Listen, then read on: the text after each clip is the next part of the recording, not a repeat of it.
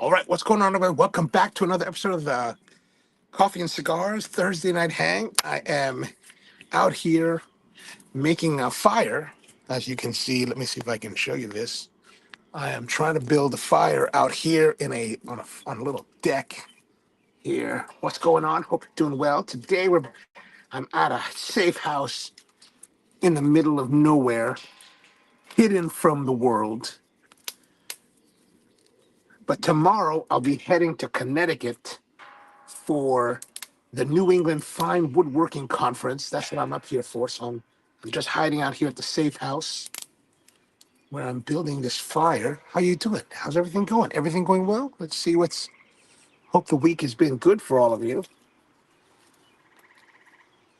So we're gonna put a little bit more kindling.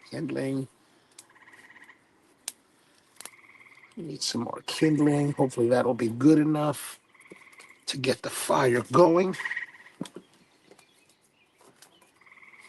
Got some little shavings here. Mom, how are you?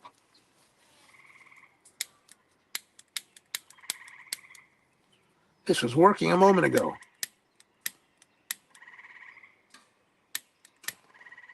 Of course it's not working now. Hold on.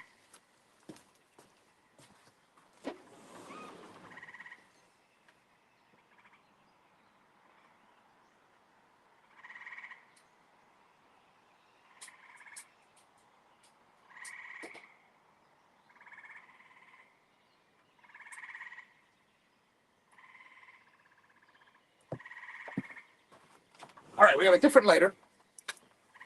I think this will work better.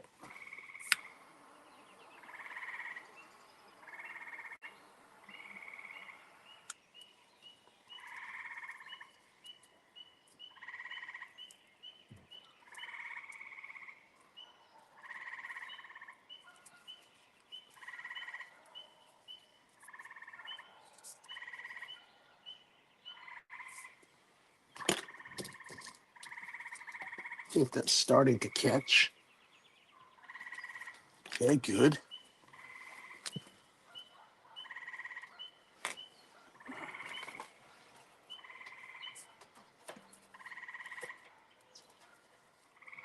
Put that there.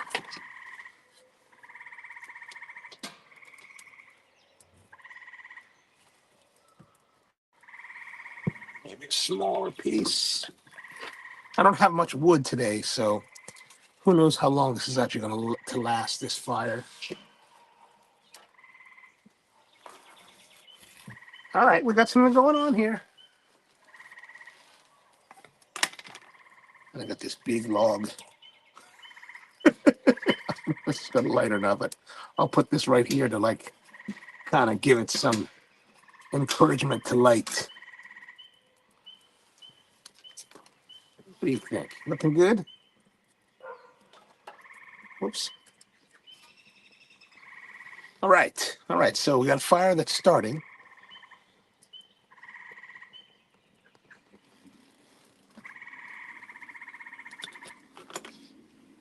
Now this is one of those solo stove kind of things. So it has these rings on this side that once it gets there's hole in the bottom and then there's a channel inside the double wall, and then there's holes here so that once it reaches a certain level of heat, the way that the convection works within it, it actually burns off most of the smoke. So when you're rolling really well, there is no smoke. It's really quite impressive.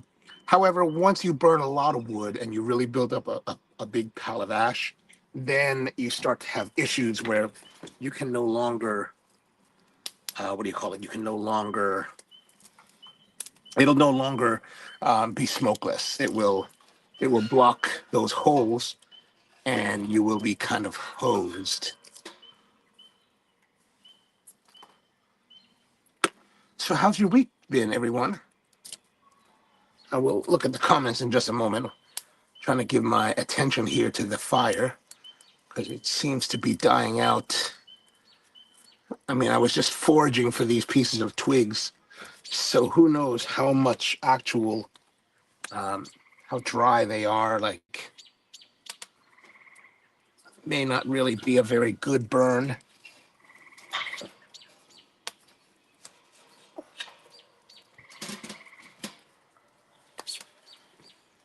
right.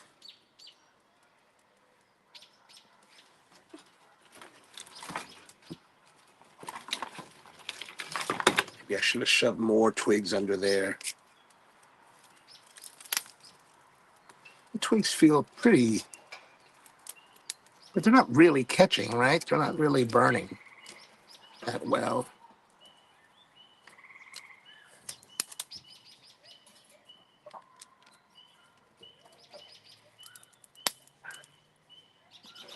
Like even these grocery store logs are not burning so well. I mean, they're catching. They're catching. I can't really say they're not, but there was some rains here earlier today, or I've been told.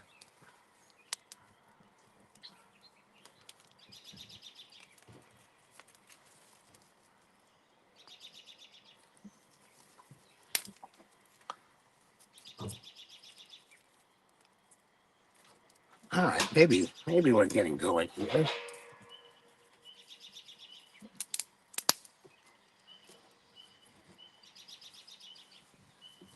You've seen me be the master of fire and also be tamed by fire in different events. So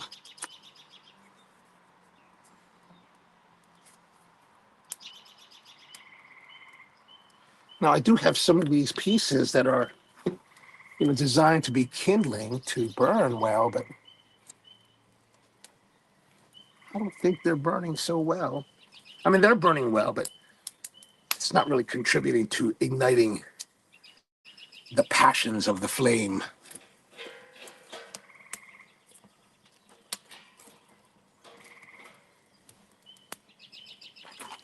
Like I've got these, right? These pieces of board. Maybe I need to put them on the other side.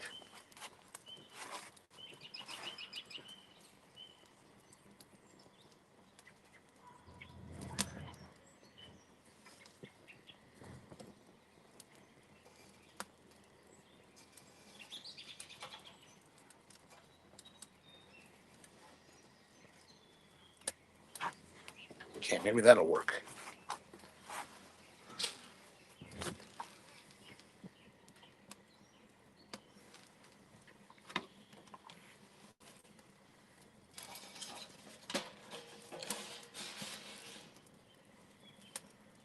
Oh, I think the kindling is starting to burn now. All right.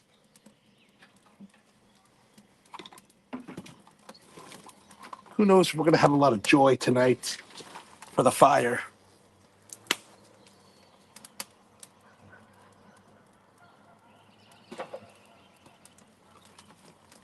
Maybe we will.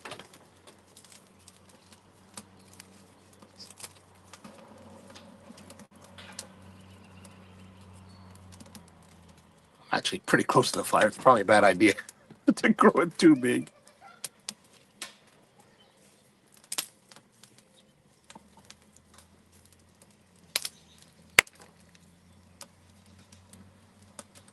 Yeah, that's burning well in there. Look at that.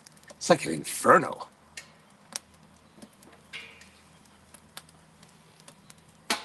Hope I don't start fire here at the safe house. That would be unfortunate. All right. All right. So the fire's rolling now. How's it going? Hope everyone's doing well. Who's with us today? We have Mom, George. How are you? Tony.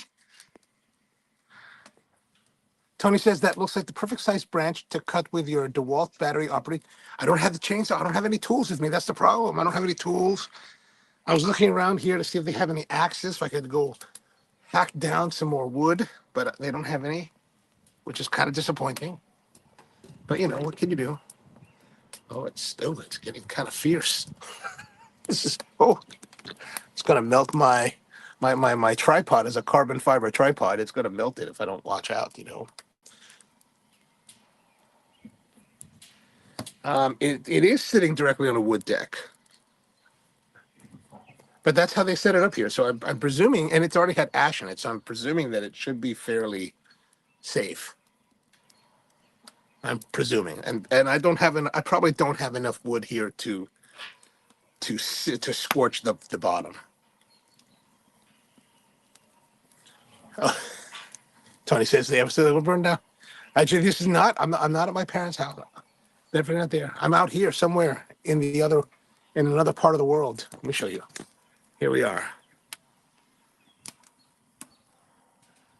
in a foreign land. A foreign land. A foreign land. Uh-oh. Uh-oh. I think it's gonna burn. Carpet. There's a carpet out here.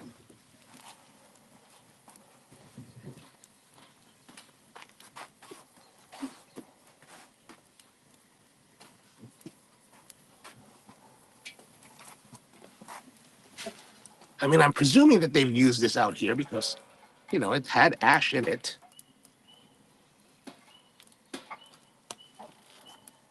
Oh, we got a nice robust fire. The fire is robust. Look at that. That's probably too much. It's probably too much.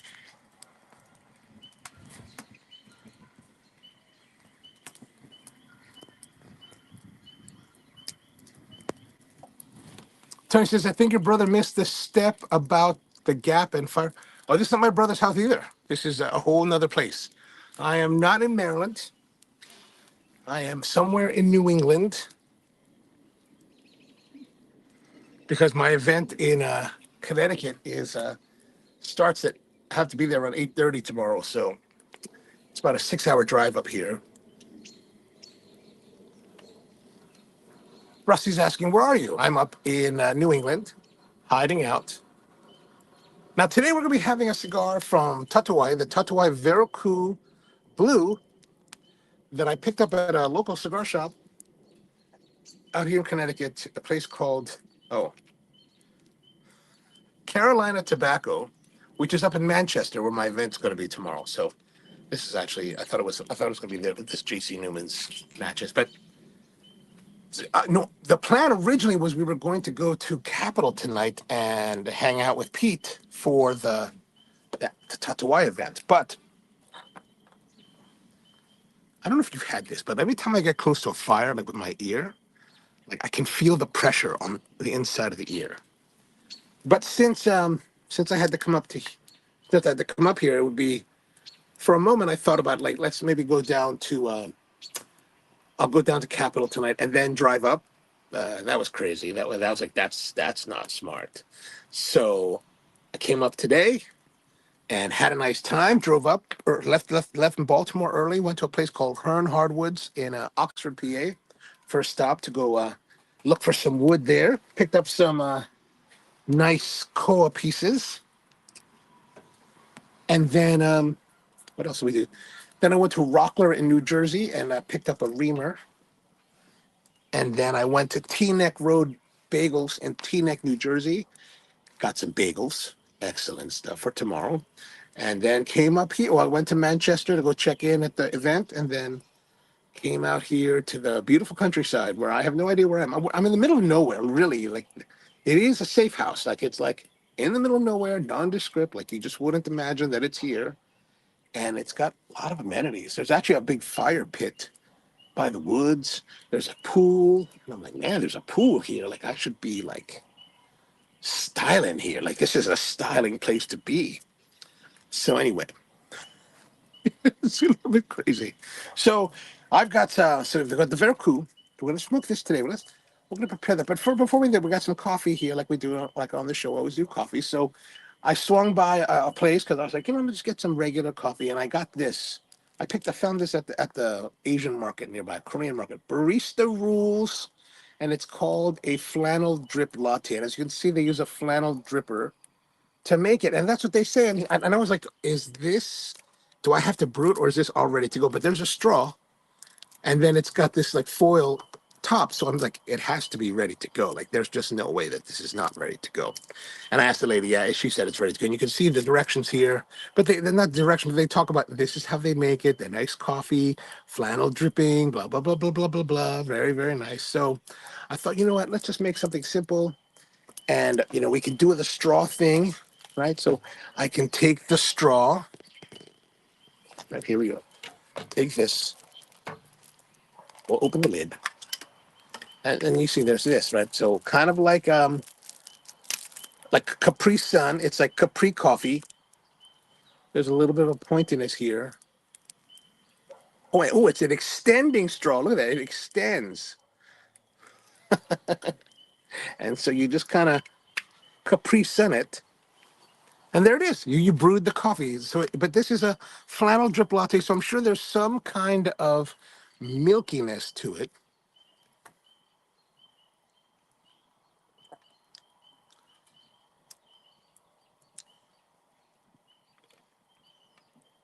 There's a good chocolate. There's a strong chocolate character to it. I can't really see. I don't have enough night light now to see if there's actually like chocolate added to it, but it's got a chocolatey note to it.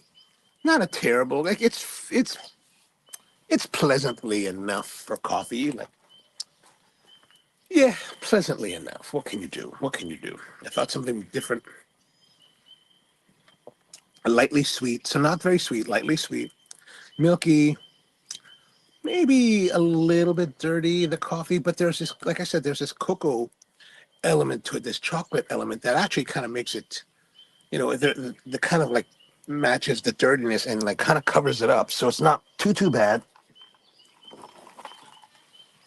Put some more sticks in the fire.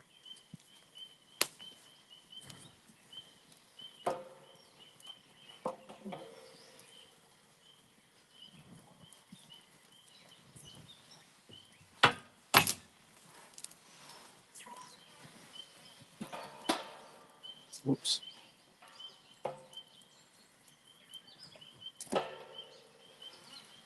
All right. Fire's like dying down. I mean, it's getting a little bit more calm, but it's settling in. It's settling in. So nice. Yeah. So like I said, I was thinking about going to the event with Pete Johnson today, but yeah, had to come up here for this. So I thought that let's go find a cigar, and we'll smoke a Tatuaje today, kind of like in lieu of being there with Pete. And I don't know if I've had the Verocu Blue. This is the number one. Verocu Blue number one.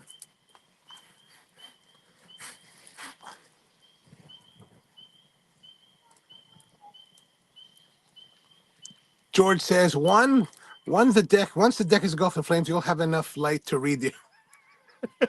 Thanks. I appreciate that. I appreciate that. And Rusty's asking, what is the event this weekend? Coffee, cigars, wood. No, it's actually the New England Fine Woodworking Conference being held at the Connecticut Valley School of Woodworking and the Woodcraft of Manchester. Like, I heard about it a few months ago and was interested in going because seemed like a nice event. And on the way back from Boston on my last trip up there in March, I stopped. I just saw, whoa, Woodcraft in Manchester. Let me go stop by because I've been getting into this. How like when you're into something, you stop at all the shops you can possibly visit, and that's kind of what I've been doing. So I went to visit there, and I was like, oh my gosh, man, this place is massive. Like it's one of the biggest of the woodcrafts I've ever seen. They have this huge wood shop where they do the teaching and classes and stuff. And then that's where they're having the event tomorrow. And so there's all these speakers. A lot of them I don't really know. A couple of them I know because I watch some of them are woodworking YouTubers. And so I kind of am familiar with some of them. Like there's this one girl who lives in Philadelphia, Larissa Huff, and she's doing a demo with the Shaper Origin, which is that Bud knows that it's that like CNC controlled or CNC guided router. My friend Matt has one. I've used it once, and it's pretty cool. But the thing is, it's a lot more there is a lot more physicality to that router than I expected. Like I don't know, I think I tend to think of routers as relatively easy to move around. This thing, like you're like really getting into body mechanics. It's just kind of ridiculous. All right, so the Verocu, very nice wrapper. It's a very pretty cigar, right? Look at this. Sorry if it's not focusing well. Maybe we don't have enough lighting here. Like I'm just going off of like deck lighting. There's some string lighting here, but really pretty light tobacco. not really manure, not really barnyardish. It's kind of very light in that respect, but very like alluring, sweet almost.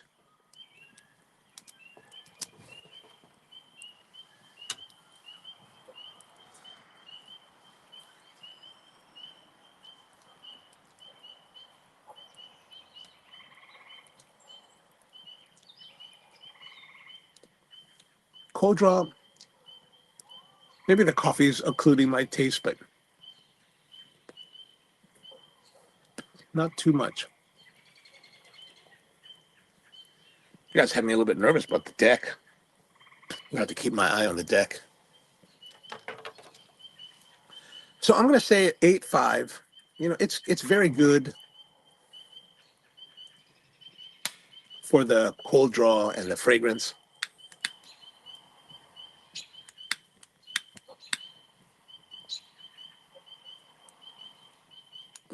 That's not working out.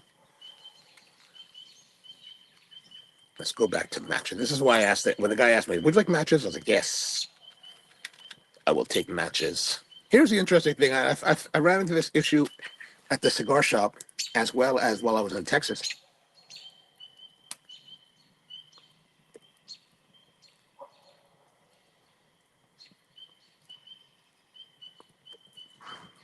In the last 6 months, learned that I have discovered the joys of Apple Pay.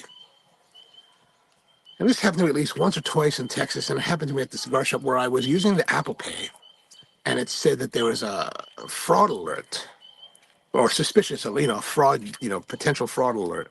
So it wouldn't process my transactions. I had to go back to the card and get my actual physical card, and then it ran fine.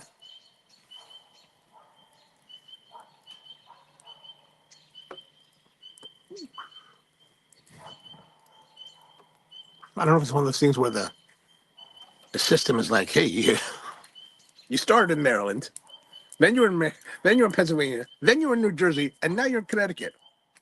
What is going on there?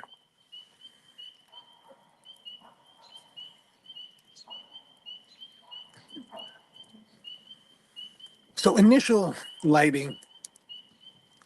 So right now, since I've been smoking a lot of Romacraft again, I guess my reference point is aroma. So comparatively, it's comparatively lighter than the aromas.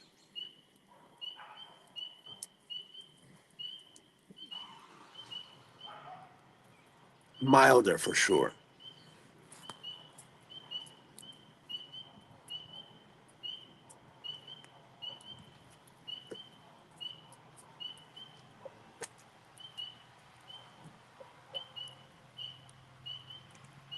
I may be wondering, I will have to repair the deck.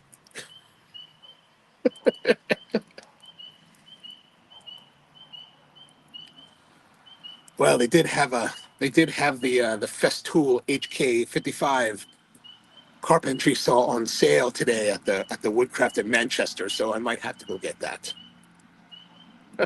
Especially if I burn the deck down.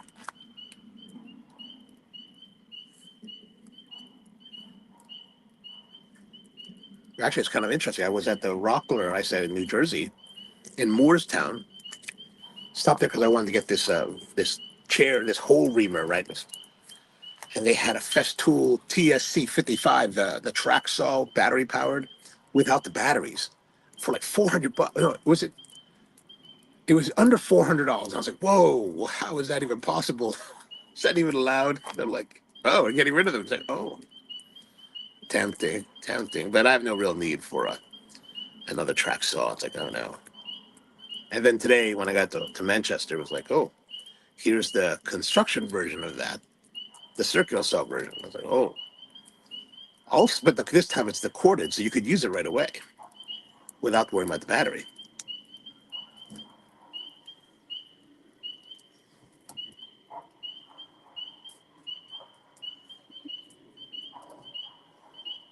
But I don't really have a need for that. It's like, I have no need for that.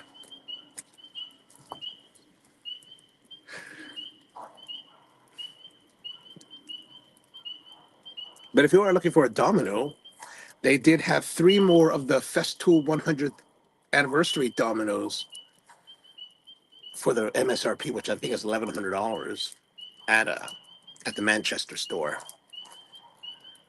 If you ever wanted to buy one, that's a pretty good deal.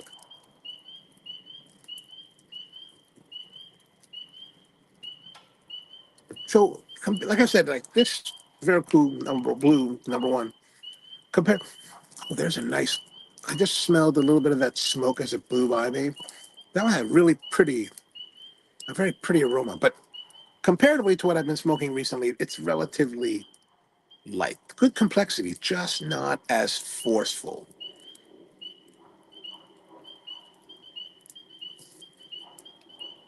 Mm. We got a nice burn going on. Look at this. Mm.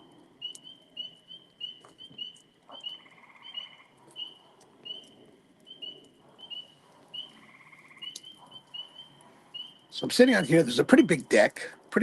Not naturally. It's not a massive deck. It's a good sized deck. And it's funny because like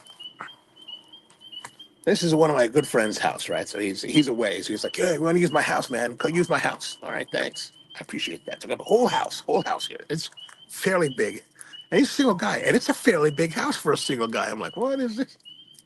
But it's funny when you go to, because I'm so used to like visiting friends who are married, and they're, of course, when you're a man and you're married, you have wives that control. You let them have the domain. But it's always interesting to go to friends to houses that are owned by men because it's a very manly like decor. You're like, huh, there's guns on the wall. Excellent, excellent. There are diagrams of guns on the wall. More weapons on the wall. Excellent, excellent.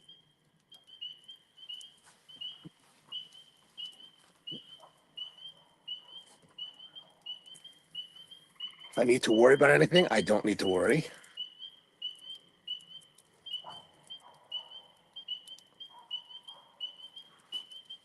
And like you'd expect, you go to the kitchen, you go to the refrigerator, it's almost empty. There's like some cheese, some little packs of hummus, um, cranberry juice, water. That was pretty much, and then condiments, a bunch of condiments. The typical condiments: some butter, some eggs, ketchup, mustard, relish. It's like just the essentials. Like, all right, this is good. This is good living.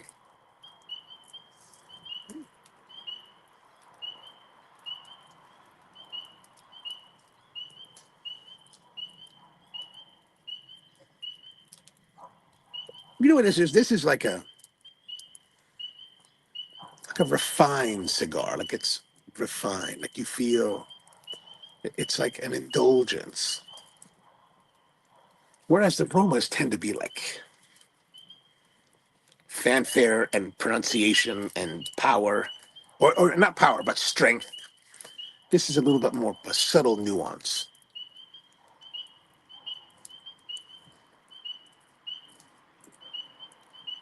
Craig's with us. What's going on, Craig?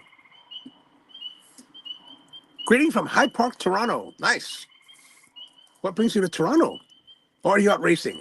I saw you posted a racing video. Was that to Instagram or YouTube? How was your racing? I think it was last weekend, I think it was, right?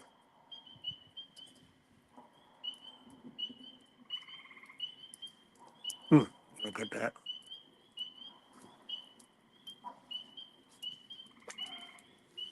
Well, yeah, big news today, at least big news. So I was driving up as I was on New Jersey Turnpike, heading to the T Neck Road Bagels. I saw on my YouTube feed. Ooh, the conclave has put out the white smoke, and I was like, oh, let's watch. So the new pope from Chicago, Father Leo the 14th, Pope Leo the 14th.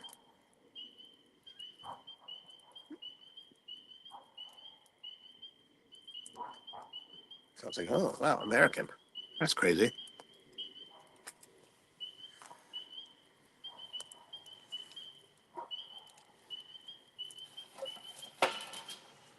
I wanted to call my friends who are priests and ask them, hey, what do you think about this? Is this a good thing or bad? Evidently, the guy was an Augustine. He was a member of the Augustine order, but spent a lot of time in Peru. So he speaks a lot of Spanish.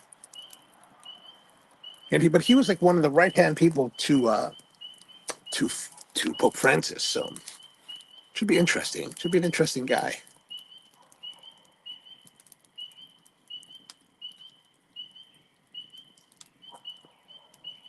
Ooh, yeah, this fire is burning well.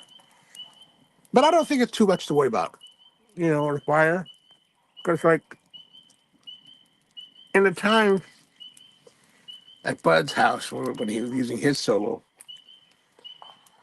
when you felt under, for most of the time, it wasn't that hot. So I think it'll be all right. I think they're rated to be this way anyway.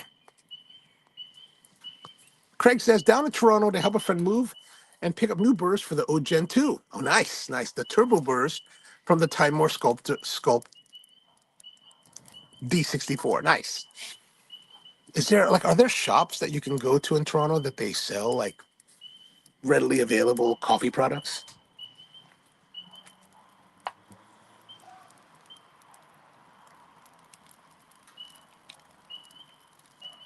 It's more like chocolate milk.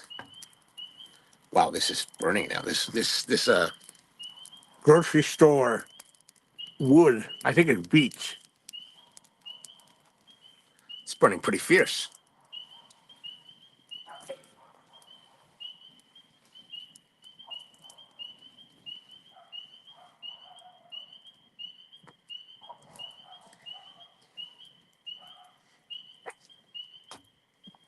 Get rid of that.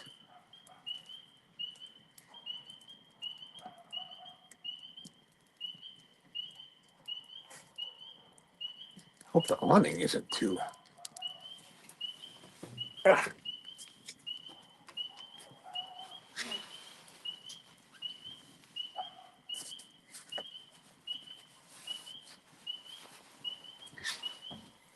There's an awning above, but it's not. I just felt it. It's very cold.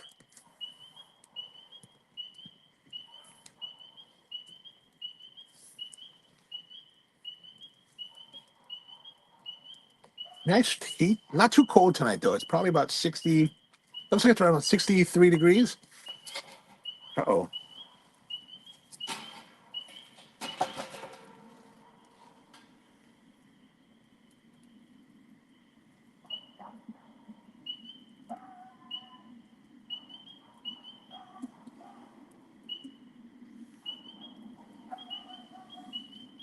I'll probably end up burning all the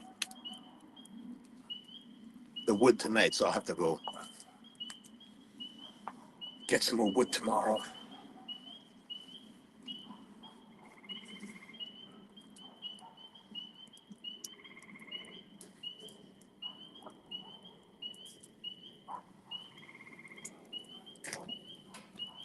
Craig says no. Had the worst shipped to Toronto because it's cheaper for convoluted. Gotcha. Did you? So are they shipping it from the United States to Canada, or is it being shipped from China to Canada? Because how's that affect? Like, I imagine if they shipped it to China, if they shipped it to the United States first and then shipped it up to you, there would be double taxation or double tariffs.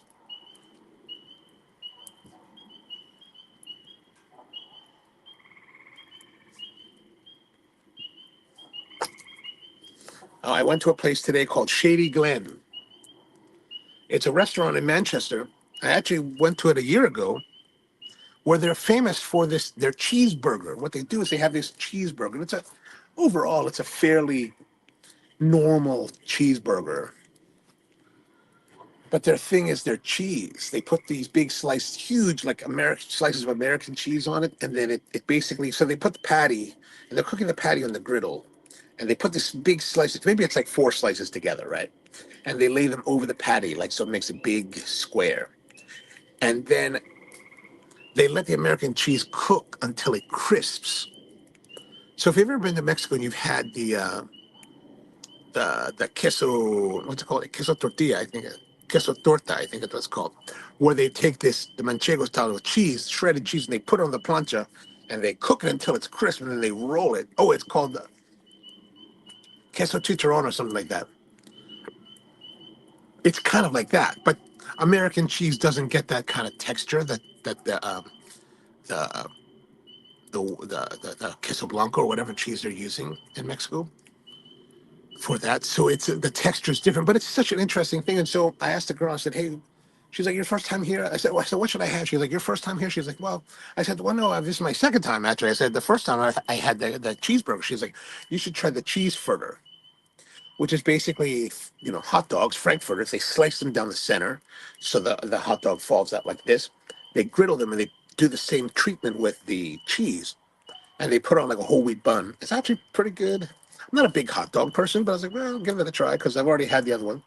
So I had that. It came with fries and like coleslaw. I got some split pea soup. And then one of the things that Shady Glen is known for is their ice cream.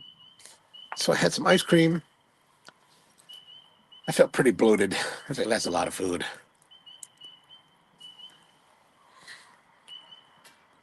Craig says, Long Beach to Niagara Falls to Toronto. Wow. I only paid duty for China coffee machine parts in Canada. Oh, about 5%. Oh, okay, okay. Okay, cool. Cool, cool, cool.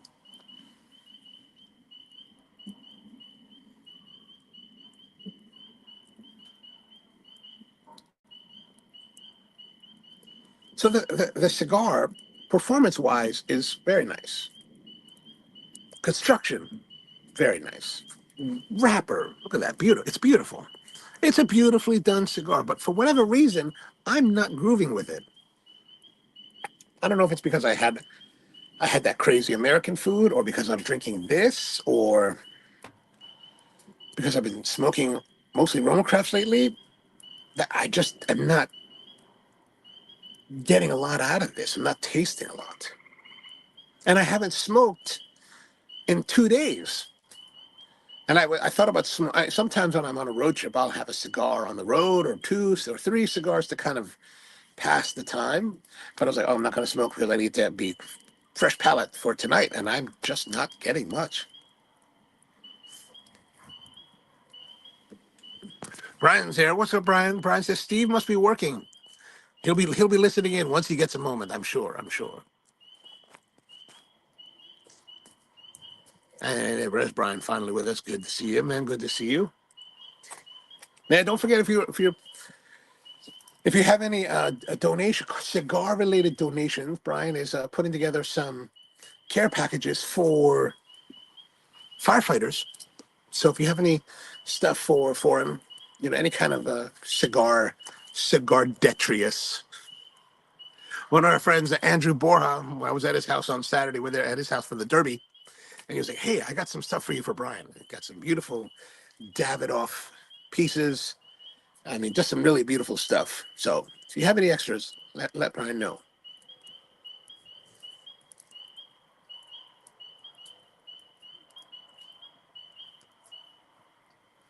So you guys know that we're making these chairs, right? So I made a chair. I'm sure I showed this to you. I made a chair from something called thermal oak. What they do is they take the oak, the red oak, heat it up, kind of simulating the effects of the yakisugi method, which creates, bug resistance, rot resistance, weather resistance, fire resistance. And I made a chair out of it. I used the lumber to make a chair, and it's an interesting um, it's an interesting wood to work with. But I definitely don't think that it's necessarily the right wood to work. Not for making furniture. Like it's probably the wrong thing to use. Like I used a wood glue, a outdoor waterproof long open time wood glue to assemble it. And after I came back, I showed you last week, because on last week's live stream, it came apart on me right as I was sitting there. It came apart. I was lucky I grabbed myself and didn't crashed to the floor. So I talked to the company representative the other day on Friday. I called him up and said, "Hey, John, what's going on, man? What am I doing wrong here?" And he's like, "Oh, this is it's a very dry wood, so it's not." And the interesting thing is that even though it's very dry, like 2 to 3% moisture, it doesn't readily accept moisture. Like you have to wet it down. And I was using the regular like PVA glue, and he was like, "You need to use polyurethane. I think even some of you guys said use polyurethane." So and John was like, "You need to sand it down to 80 grit. It should be 80, not at 180." And I was like, "Oh, okay, fine, no problem." So I took it apart, and took the one joint apart,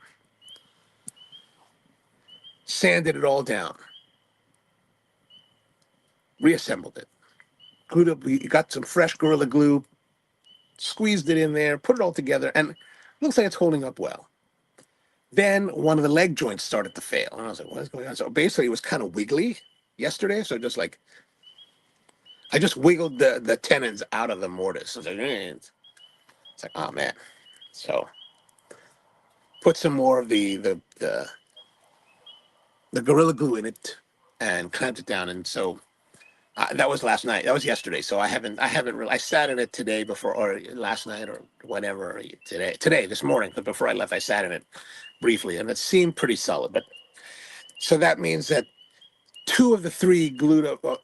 And then the top part, the backer, the T on the back, that also broke off because the chair was getting roughed around. It fell over and cracked, and that's one of the problems with this thermal wood is that it's very brittle compared to regular wood. So you're like it basically fell over at one point when I was using the clamps, and it hit the T of the backing, and it ripped it out and cracked it in 3 places on the vertical. I was like, oh, good Lord, this thing is ridiculous. So I put those back in, glued those back in with the Gorilla Glue. And so there's 1, 2, 3. 3 of the 4 joints that are glued have been replaced. There's one more joint left, and I'm expecting when I go back home, it should be ready to pull out and then be redone. But I think it's getting redder. I think it's getting redder.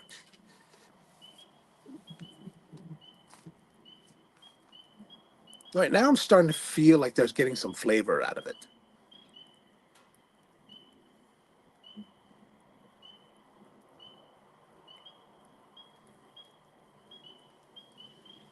Yeah, I don't know what. Something is occluding my ability to taste this stuff. Now, here's something that I picked up while I was at the Asian market. I thought I would share with you. I've been hearing about this, but I've never heard about it before, right? This is something that I've heard people talk about.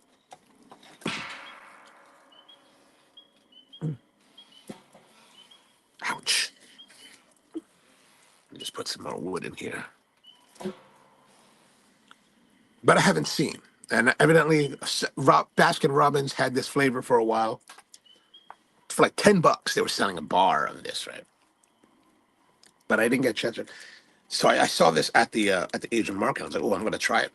It's called Dubai chocolate, and it's been very popular. Evidently, so it's either very popular or very viral. I don't know what it is. Dubai style chocolate. I don't know what that means.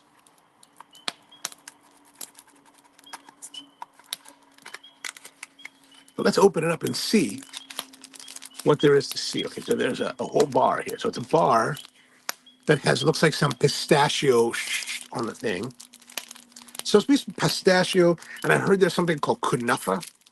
And kunafa is a type of Middle Eastern dessert, which is one of my favorites. And what kunafa is basically vermicelli noodles that are kind of like, the best way that I could describe it is they're fried, but they're not fried. No, they're pan fried. They're like fried on a griddle with this type of salty cheese, and then with a honey glaze. Man, and then pistachios.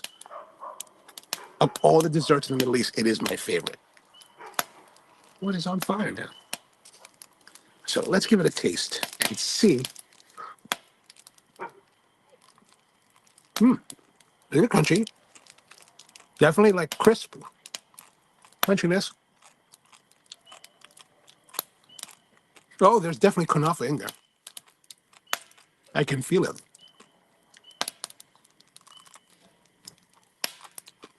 Oh, all right. Very crisp. Let's have the coffee with it. Georgia says that he's finished an attic from West Tampa onto a tabernacle. Oh, you know what? I was just going to say, if you're not going to have a, I was going to say, I was going to be disappointed if you don't have a Nick Manila cigar. You always have Nick Manila. So how was, I remember last week you were smoking a lot of the West Tampas. So have you been smoking a lot of West Tampas, in the past couple weeks? And how have you been enjoying them? I've had a couple of them. I found them to be quite enjoyable. I think we featured them on the live stream a couple times.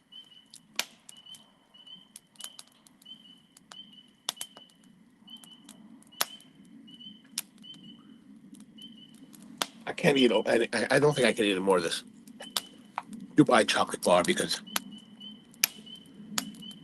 man, I had they all, like I said, Shady Glen is known for ice cream, so I had like a big scoop of ice cream after. They had a grape nut cereal, the grape nuts ice cream. So basically, what that was, and I was curious because I was like, grape nuts. They Years ago, I used to go to a place in Los Angeles called Scoops, and Scoops is a ice cream shop there and back then they used to have a flavor called brown bread. And the brown bread, I got the recipe. Brown bread is basically grape nuts mixed in with um, malted ice cream. Man, it's delicious, like delicious. So I wanted to see how theirs was because she said, it's grape nuts but it's grape nuts and vanilla, which is good, but it's not the depth of that brown bread ice cream was. Like that brown bread was like amazing. Oops, not that one. We want to see the next one. Yes, I love the West Tampa. Oh, nice, nice. I'm presuming you've had quite a few of them by now.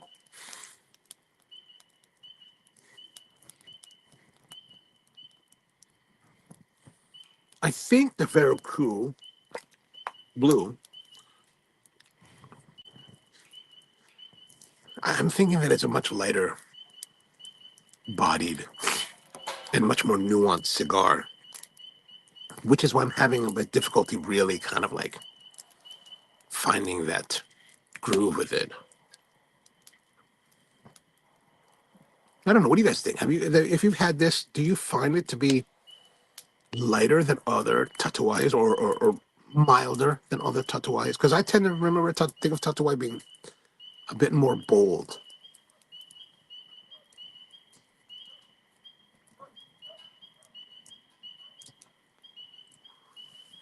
I want to knock that off. And if I was to give a score for the first, third, I'm thinking eights because I feel like I'm lost in it. I feel like I'm not really finding a groove with it.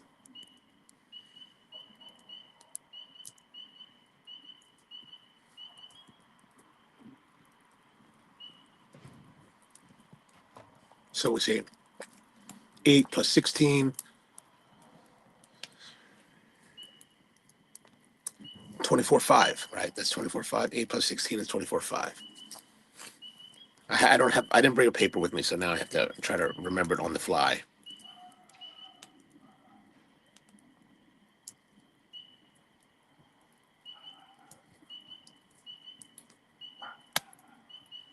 Like as we're getting into it, I feel like I'm starting to sense something, but it's kind of fleeting. It's kind of like,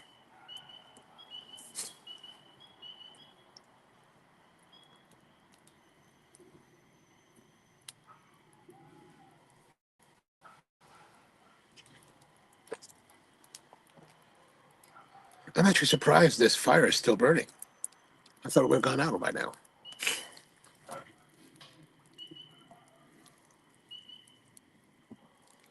I don't see any tools, like fire pit tools.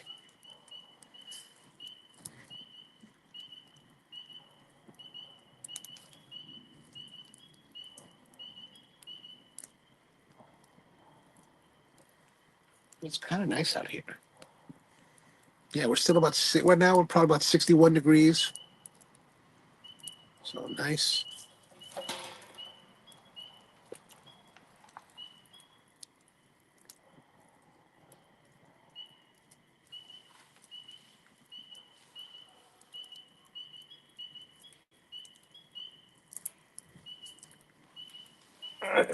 Let's play around with the fire a little bit.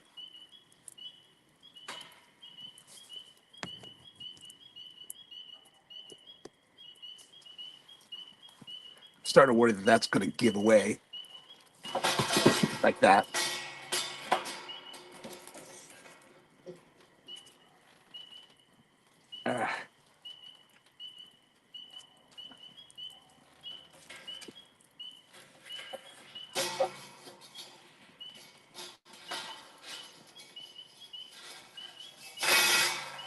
And the firing. Oh.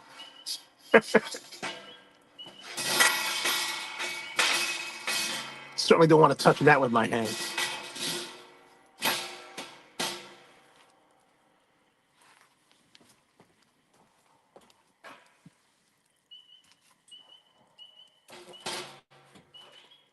Okay, good.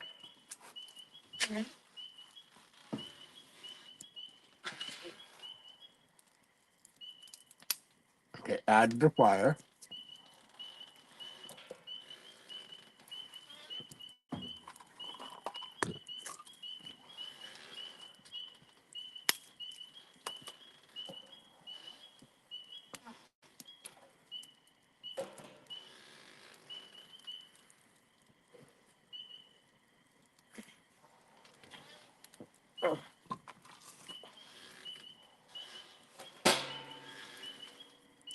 Okay.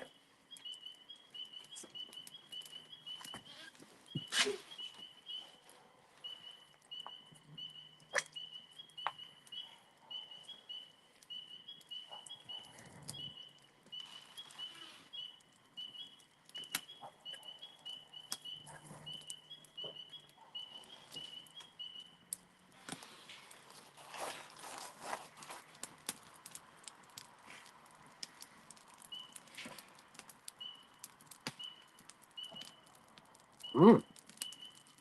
Ooh, that's getting robust. Oh, wow, that is very robust.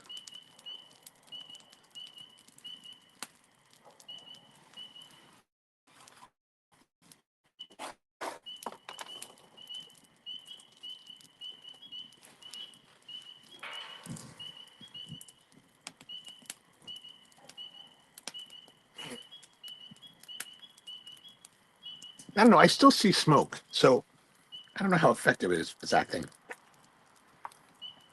Hopefully, that doesn't mean that the deck is burning. That would be very unfortunate.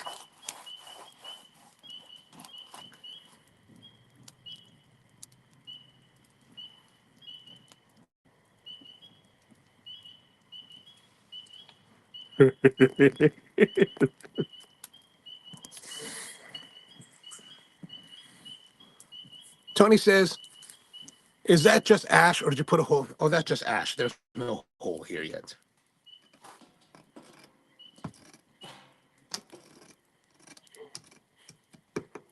Yeah, there's no hole.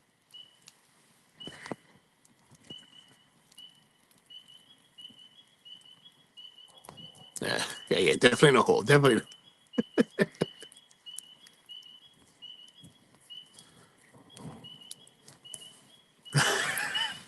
I'm sure we'll be fine. I'm sure we'll be fine. We'll be fine. You guys are so worried about these things. Although I don't know where the fire extinguisher is if we do have a problem. I know where the bottle of water is.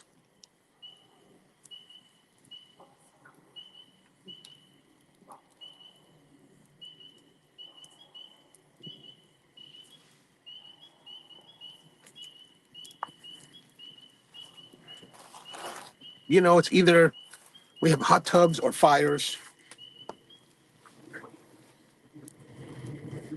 But it is a pleasant night finally.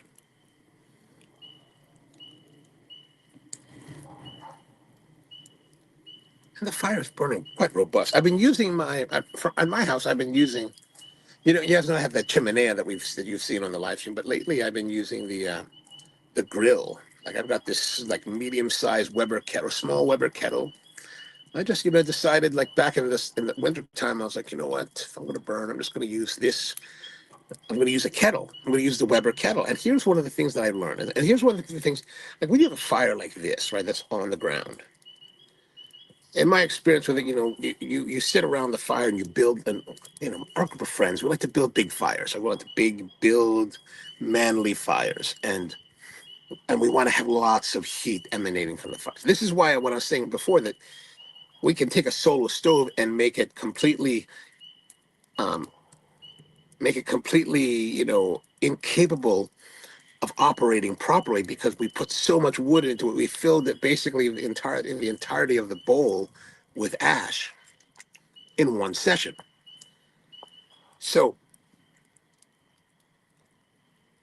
one of the problems we have is that I think is that as you're sitting there, naturally as you're sitting in a chair, your torso wants to be warm, but you're sitting, so your legs are forward of your torso by like, I don't know, 12 inches or so. Well, that 12 inches makes a big difference because your knees and your shins start to scorch through your pants. And you're like, man, you got to back up. But you're never getting that balance of heat to the body. So I find that by using a Weber kettle, or just the idea is to raise the bowl to like, a Weber kettle is about this high, right? So it's at like waist or stomach height while you're sitting, and you got a fire going on it. So now you're getting even exposure. Now your legs are a little bit cooler than they would be normally, but you're getting that heat exposure to the torso, and that's the best part. Like, oh, I like that. I like that. Actually, I would like the kettle to be just a little bit lower. Like if I was to build a fire pit, I'd want to raise it. Maybe I'd probably raise it by 16 inches so that you'd have the fire like right there, right? I think that would be pretty dope. Pretty dope. George says, and there's a fire pit by the woods, correct? Yes, there is a fire pit by the woods, but the reason I didn't go out there is because, it's dark and there's insects and animals. But more importantly, as I looked at it, I wasn't sure if I could, I mean, probably would have been all right, but I wasn't sure if I could be able to contain it as a fire as well there as I could here. Of course, that's not respective of the deck.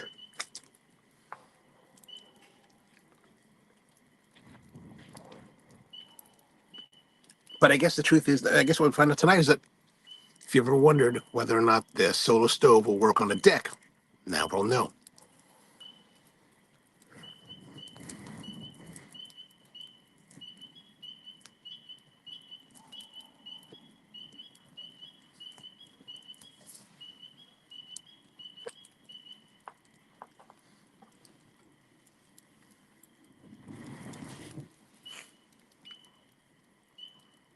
Oh, that would be unfortunate, though.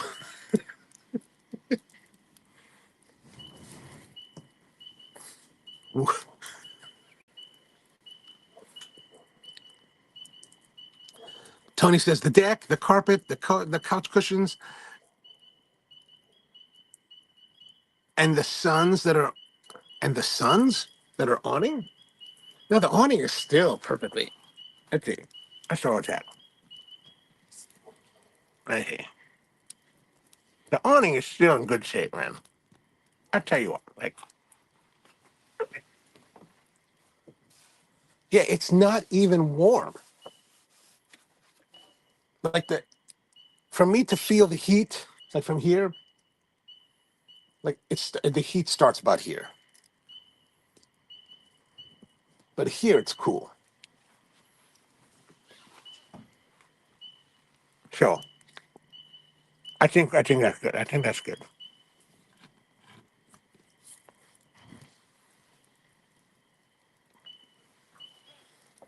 Ooh, it is hot there.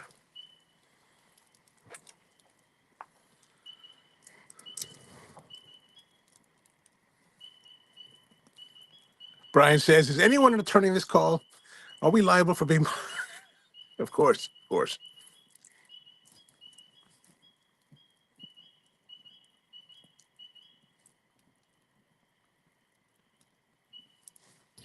Oh, Sunsetter.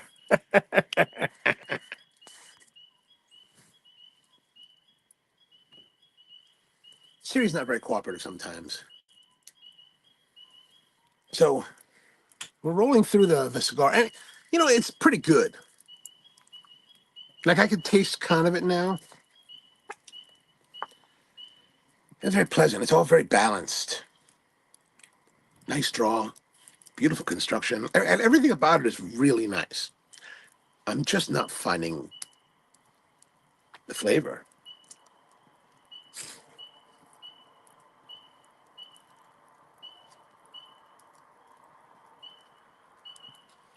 They actually, so this was like $12.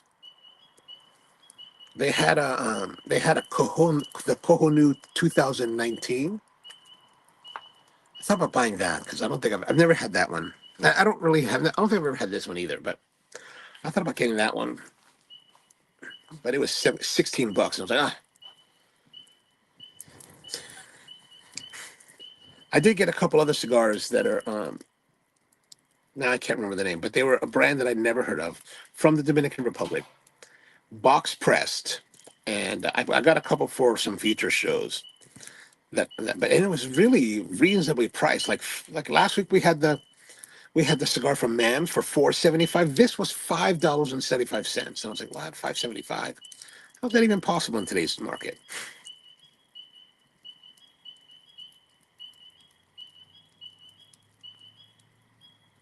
Now, I had a conversation not too long ago, and I can't remember if it was with you guys or someone else, talking about the Perdomo and Perdomo champagne. If you guys have had the Perdomos, like I remember when we were at the old Faders Tobacco, they would have the Perdomo Lot 23 Maduro Robusto for like $6. So I would buy those fairly regularly because and I thought they were a pleasantly nice, tasty cigar for a very reasonably priced. $6, that's reasonable price, right? For a daily driver. But years ago, the Perdomo rep for our area, Walt Cookier,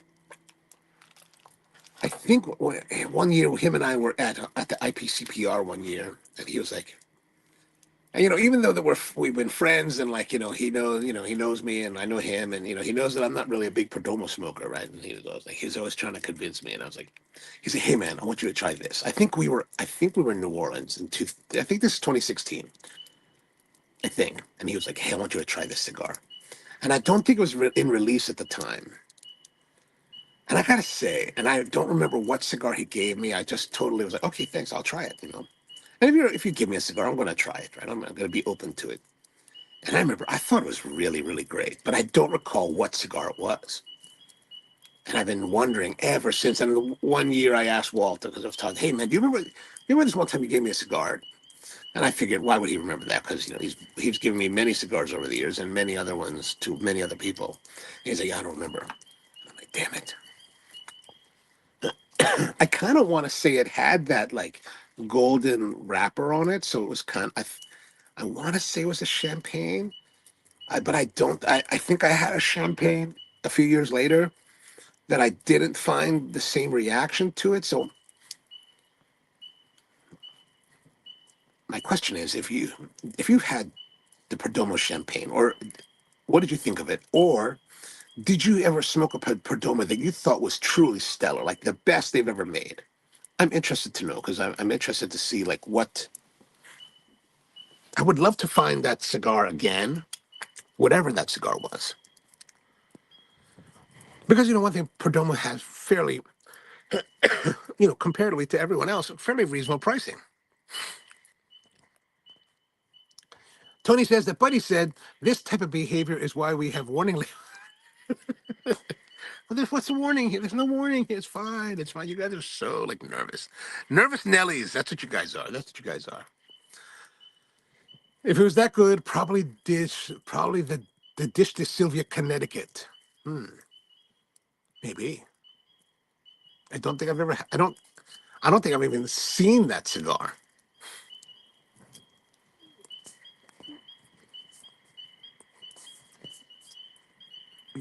Edition to Sylvia. Silvio. Was Silvio Nick's father? Is that where the name came from?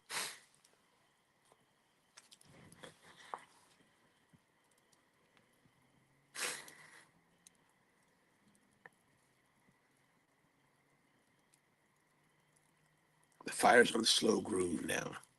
I have like one big piece of beach left.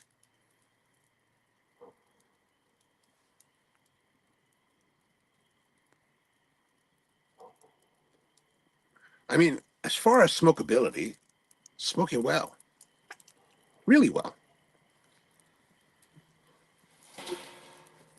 I'm just not finding a lot of flavor out of it. I don't know why.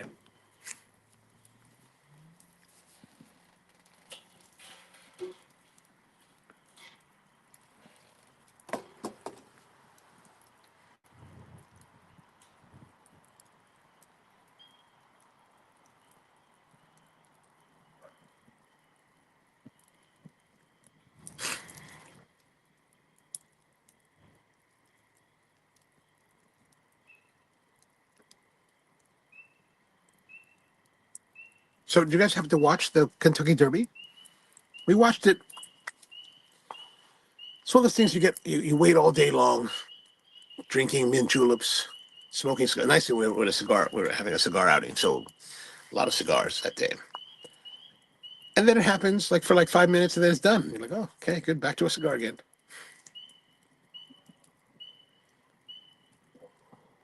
I don't know much about horse racing, but evidently the winner, what was the winner? Sovereignty was the favored choice, I believe.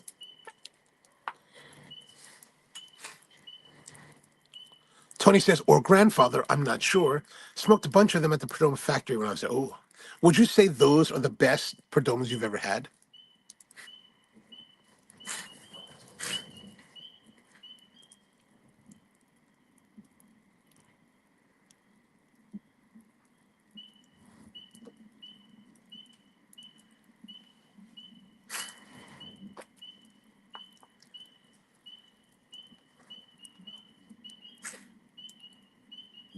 I wonder if there's any music speakers out here.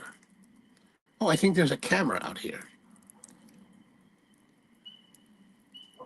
So there's a camera out here. If this is a problem, I'm sure my friend will be like, hey, don't burn the deck.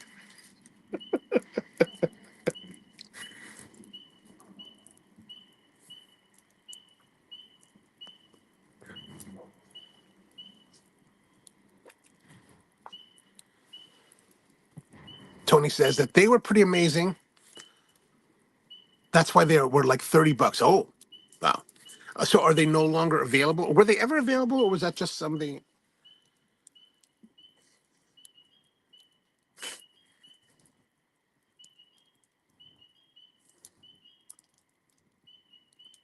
Like, I wonder.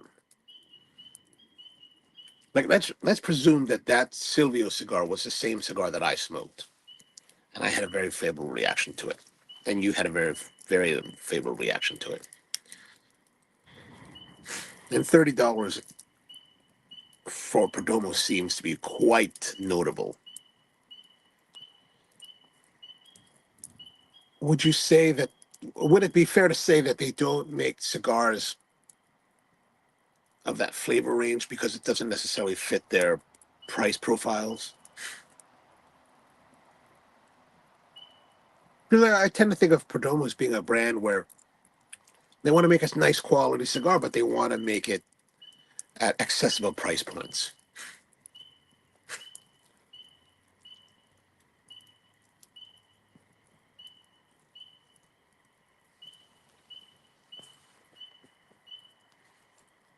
George says, Perdomo just released a new cigar today called The Legacy. Oh, did you get that, Tony, at your shop?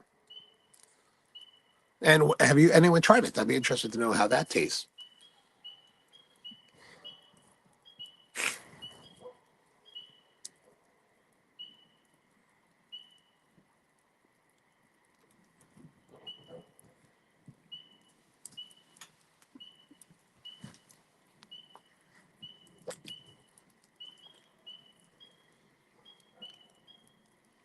Like right now, there's a little bit of bitterness coming out of the cigar.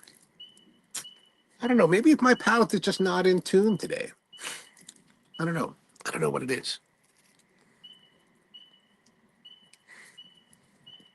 Tony says, I know Nick was talking about one of the big customers of those was Vladimir Putin and delivering them to him in person.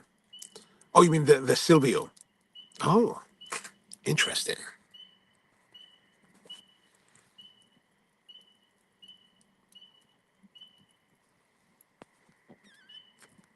I have not had the chance to meet Putin himself.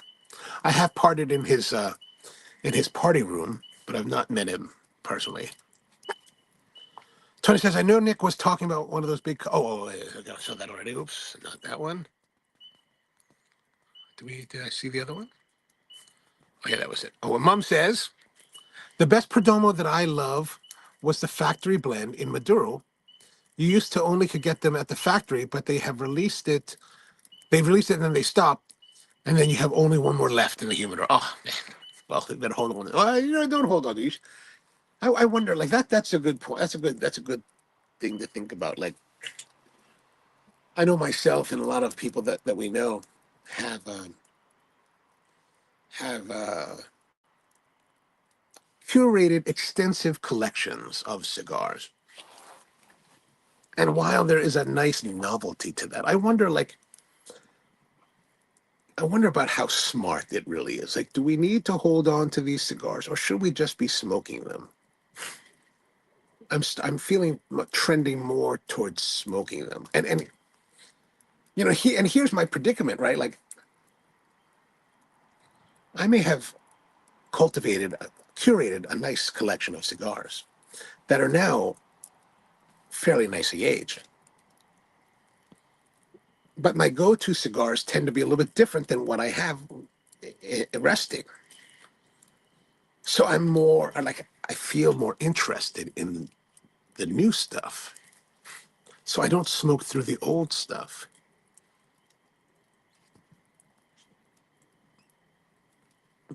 And there was a time when I was 2015, 10 years ago, I would say it was probably the heyday or the zenith of my smoking enterprising, where we were smoking pretty much daily, 2, 3 cigars a night.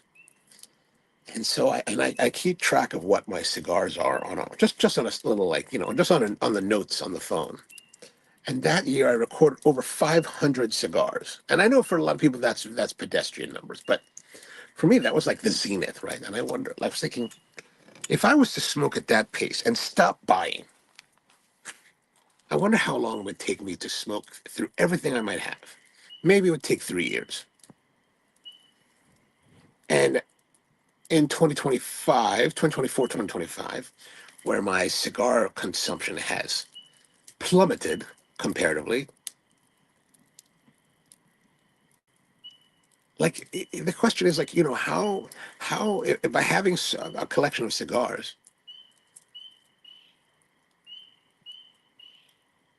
if you were to smoke one a day, would you have enough until you're dead? And how economical is it if you die and not smoke them? Right. This is what I'm thinking about. This is what I've been thinking about somewhat recently. Tony says, we don't have any Perdomo in my shop, so I haven't had the late. Ah, okay. Do you guys not carry Perdomo? Tony says, while I was setting up my Beanador, I discovered I had 9 boxes of Neanderthal Corona Gordos, not 8 like I had suspected. Nice.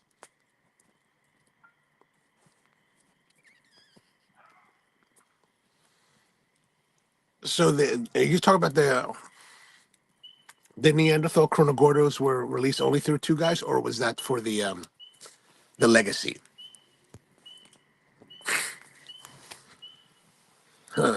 Two guys in New Hampshire.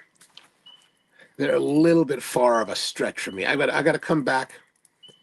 I think I'm going to try to come back to Baltimore on Saturday night after the event ends. I think I'm going to drive back instead of. I was going to stay till Sunday and come back Sunday, but if I come back on Sunday, like it'll be like today, I would like meander across the country, like go stopping and smelling the beautiful flowers along the way, which makes which makes a 5.5 hour journey into an all day odyssey. Like I left my house at 7:30 in the morning, and I only arrived here like oh at about 7 o'clock. So it a 5 hour 5 hour drive took 5.5 hour drive took 12 hours to get here.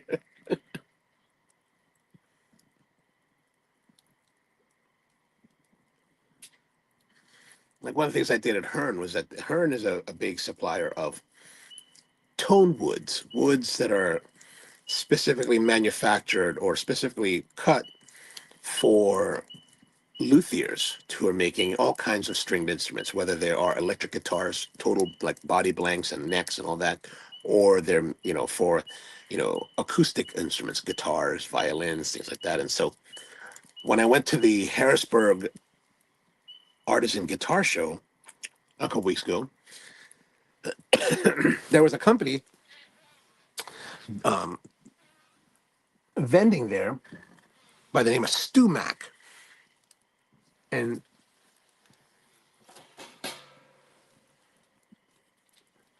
Stumac is I'm going to put this big stick in here.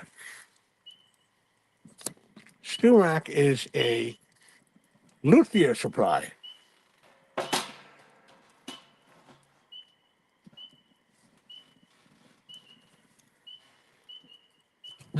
So they provide like all kinds of tools and jigs for luthiers, people that are making stringed instruments.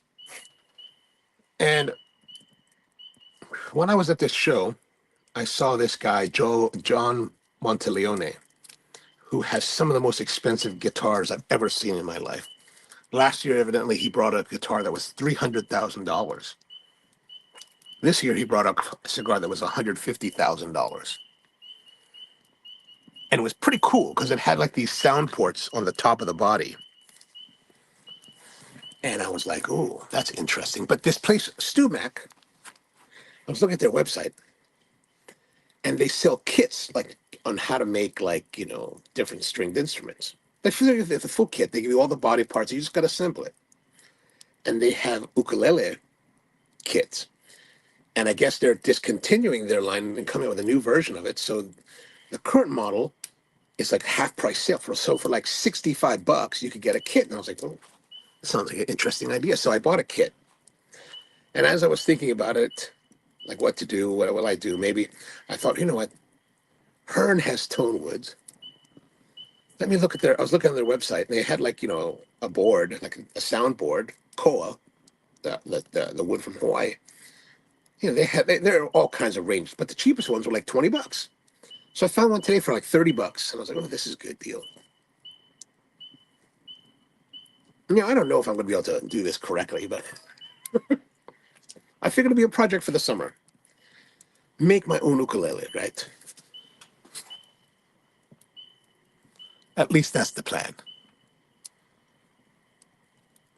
Oh, and other stores are getting it. Okay. So first in Two Guys, New Hampshire. Then now it's going to be coming to other stores. The legacy. Okay, gotcha.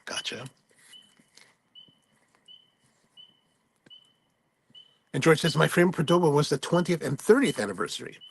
Do they still release those? Because I noticed the cigar shop I went to, Carolina Tobacco, had 10th anniversary cigars. So I'm presuming that there are still 20th and 30th anniversary cigars still available. Whoops.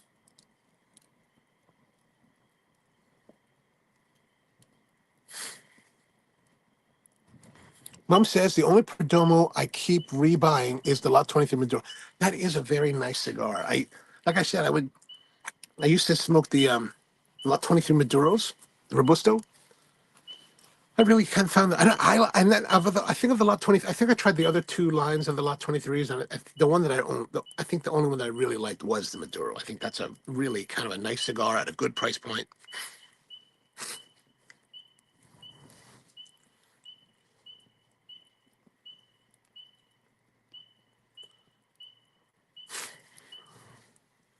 Tony says, didn't the guy that made your ukulele find that piece of fur, of Douglas fir on the shelf at Home Depot? But he thought it had a great tone. I don't remember that detail. Uh, and to be honest with you, it wouldn't surprise me if he did. But that guy. So what Tony's talking about? I bought an ukulele in 1998. We were in Hilo, Hawaii, and I'd heard about this guy, Kavika. David was a ukulele maker, a luthier there, and we went by his shop, and I got to play his ukulele, man. It was beautiful. God, it was one of the most tonally beautiful instruments I'd ever heard before. Right? It was just incredible. Like I was like, holy crap, this is amazing. And actually, I didn't have enough cash with me, and so Tony was kind enough to forward me the cash, and I was able to pick it up. It was kind of funny because we were on this trip to Hawaii because our one of our main goals was to go hike the Kalalau Trail on Kauai. So we bought this right before we went to Kauai. So we went to Kauai with this instrument, and I had to put this instrument in my bag in storage at this camping store for like a week. And I was like, a little bit stressed because I was like, this is a pretty like, especially in 1998, it was pretty pricey.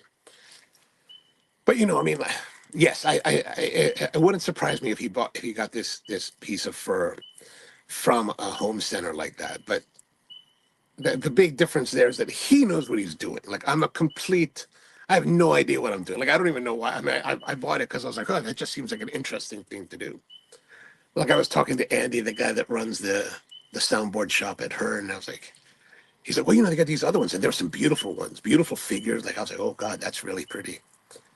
Maybe like $60, whatever. And I was like, oh, that's a bit too much because you know what? I said, hey man, I love it, but there's a good chance I'm just gonna muck it up. So let me just go with the cheap one, the cheaper ones.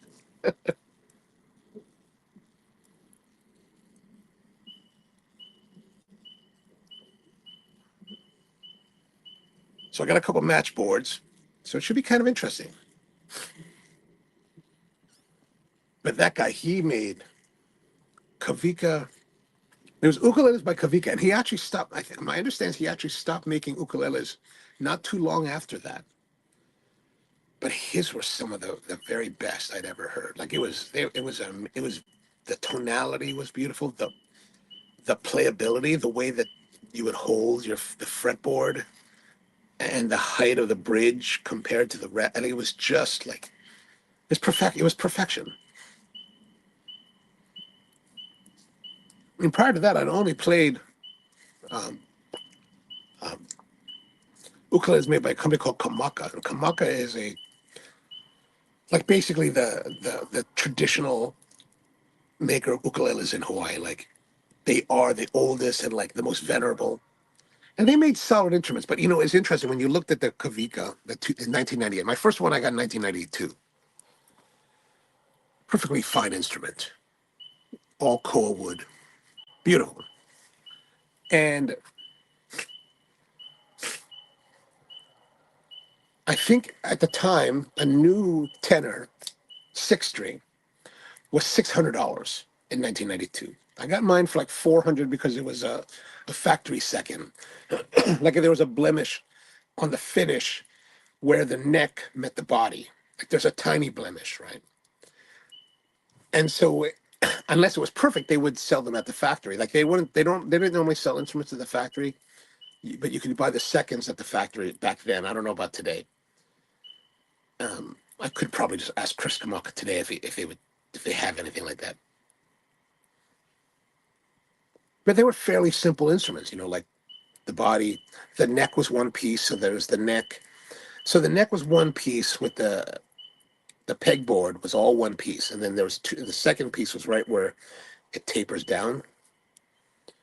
So it's very simple, but Kavika had much more greater complexity in the design and the build and everything about it. Like he really was like if Kamaka's kind of like the Martin guitar, like, and this guy was like whew, like that. Like if this is Martin, he was like here. You're like, holy crap, this is amazing. Now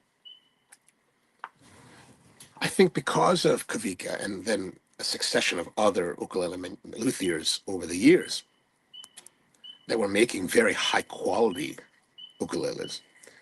Today, Kamaka, which is still pretty expensive, like I think the six string tenor is like $2,300. Like it's pretty pricey.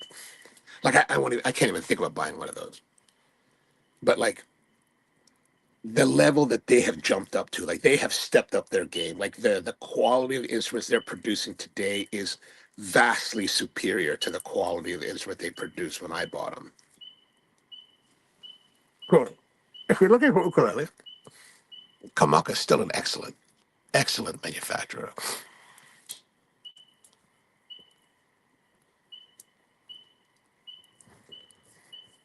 Oh, that's what he said. Okay, okay. I was just so blown away by the 10.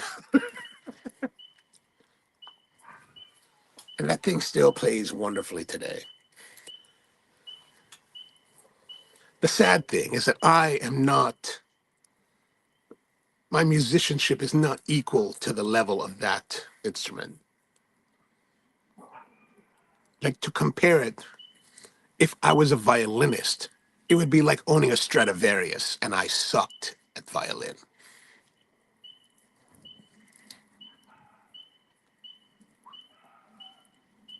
Like I was listening to I was watching this YouTube video on the way here talking about ukulele design. And I was like, and they're playing samples of like what other songs and I'm just like, God, these guys are like amazing. They're like if I'm here right here, like let's say I'm here, like I'm at the drag level, the dregs. What I've been playing since 92, 30 plus years. I'm still at the dregs, right? These guys are like like completely off the charts. I'm like, God, it's terrible. Tony says, not too bad for a guy who tinkered with taking apart and repairing ukuleles from Poncho. Oh, was that? Oh man, gosh, I forgot all these details about him. I wonder what happened. I wonder how he's doing. I wonder if I hope he's still around. But yeah, he gave. I think he stopped making them not too long after we were there.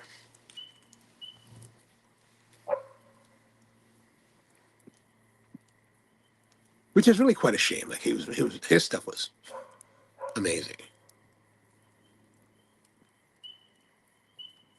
Like I'm curious, but I don't know. I don't really follow that kind of thing, so I don't know who makes really beautiful instruments today. Like there's a podcast I listen to. There's a magazine called Fine Woodworking Magazine. They're the hosts of this weekend's event, and they have a podcast called Shop Talk that I listen to. I listen to a lot of their episodes, and the editor and host of the podcast, this guy Ben Strano, I presume he's going to be here this week because I'm interested to say hello to him. But he evidently is an ukulele maker somewhere here in New England. So I'm wondering if I'm hoping he might bring some of his instruments so that I could see them. So we get to have a look at them.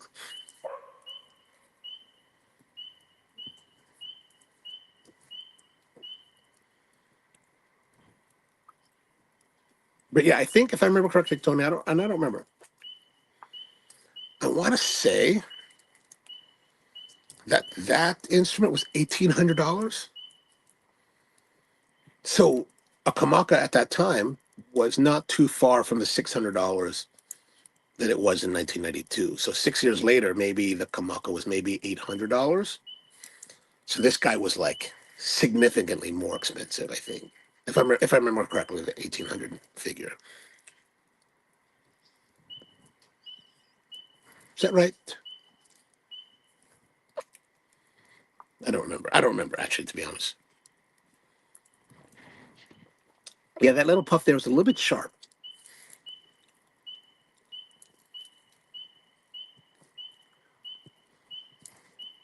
I don't know what bird that is. You hear that, like,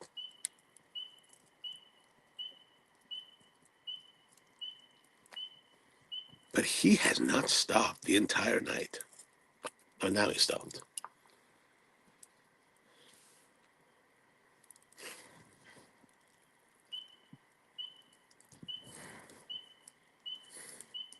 The fires now is on a slow cruise. It's on a slow cruise. It's kind of burning. You know, we're about 60 degrees now, so not too cold. Not like we've had over the winter.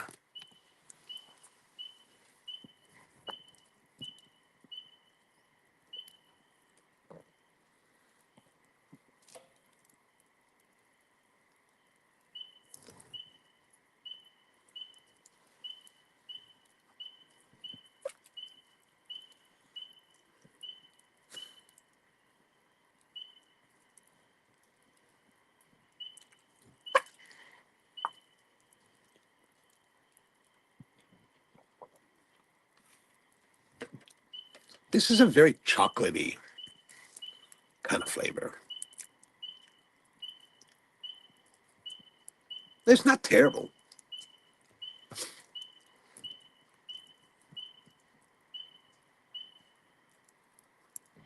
But it's called Barista Rules.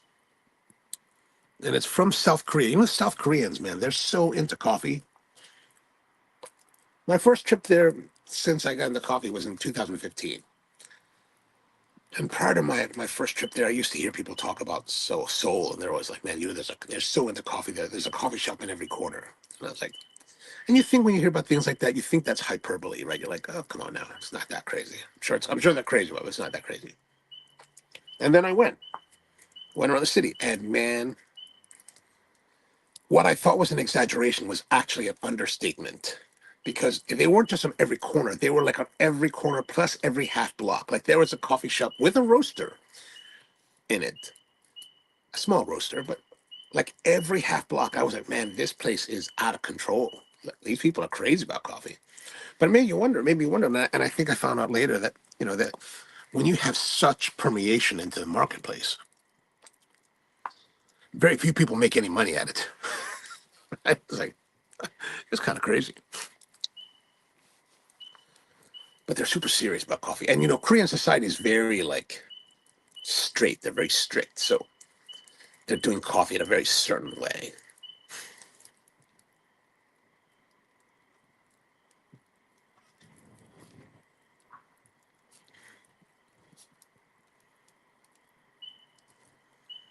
Yeah, it's a little bit sharp.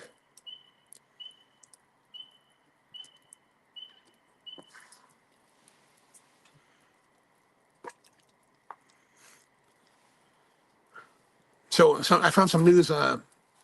One of the guys, evidently from the Carnegie Club in New York City, had passed away. So they're having a memorial service for him this weekend, I think, in New York at the Carnegie Club. I'm not sure of all the details because I don't really know the person.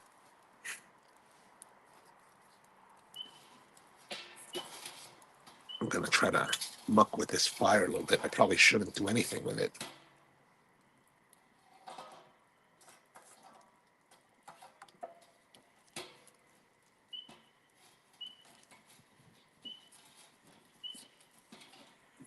I just want to encourage greater flame. As you can see here, I've got part of it sticking out. This big stick is sticking out. Probably a bad idea.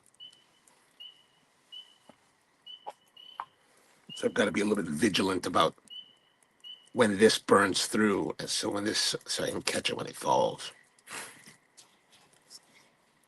Like it's not burned enough. Like I can't really break it.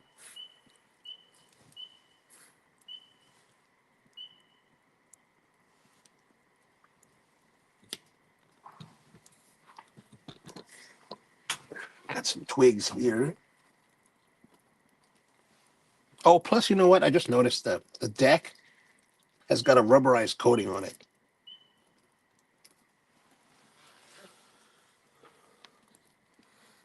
So it's a little more protected,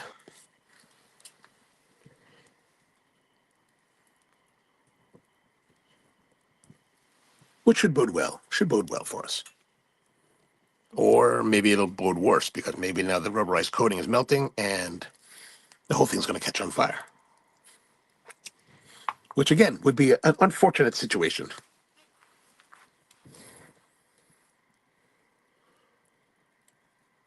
But since I'll be up here in this part of the country again next week,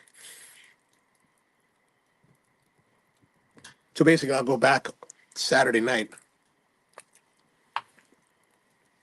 turn around and come back on Tuesday. Which was I was thinking when you said, "Ooh, Two Guys Cigars."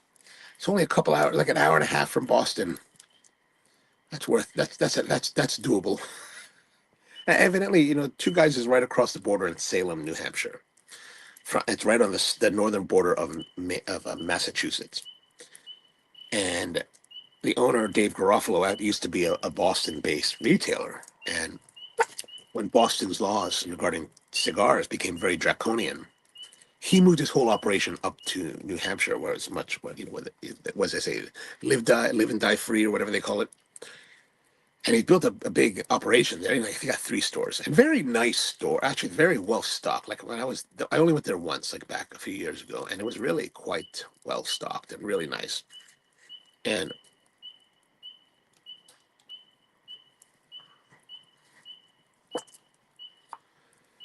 they had one of the greatest deals I ever found, and I was totally myopic in my thinking. So I got there, and I don't know if you ever listened to the Cigar Authority podcast, but the guy, Mr. Jonathan, who on the podcast positions himself as total kind of like just kind of a jerk, right, on the podcast. But in real life, in person, when you go there, and he's the one, greeting you, he's very, very hospitable, very, very welcoming, very knowledgeable, very, very, very much an antithesis of the persona. Oh, there it goes. Of the persona that he puts on the podcast. There we go. So he's showing me around, the facilities, shows me their studio, really, really an interesting place. And I see these, unbanded, on whatever cigars, like kind of like in their bulk bin. And I was like, what are those? He's like, oh, these are like $6. But you know what these are? I was like, what are they? He's like, these are overruns of the Avo Leo 5. And I was like, what? All right, let me get 5. There's probably a good 100, 200 in this case. Now, mind you, this is the Avo Leo 5 re-release. I think it was the re-release. Because this is sometime, maybe it's 2018 or earlier than that, maybe somewhere between 2016 and 2018. Or maybe later, maybe 2019. And I don't know what I was thinking, but I already knew the cigar. I already knew that I liked the cigar, but I was like, oh, 5, I'll buy 5. $30, or what it was. Of course, I powered through those cigars, right? Because they're awesome. And I was just like, oh, I should have bought a whole bunch. It's like the times that you just like you're just not thinking. You're just like, I don't want to spend too much money. But really, what's the value in that? I could have bought like, I don't know, I could have bought 100 of them. Should have bought 100 of them. Should be like, give me the whole case.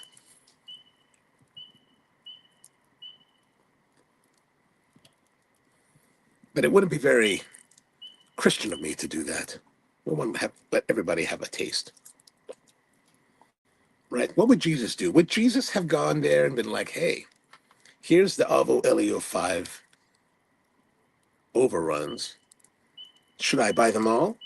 Or should I leave some for my flock?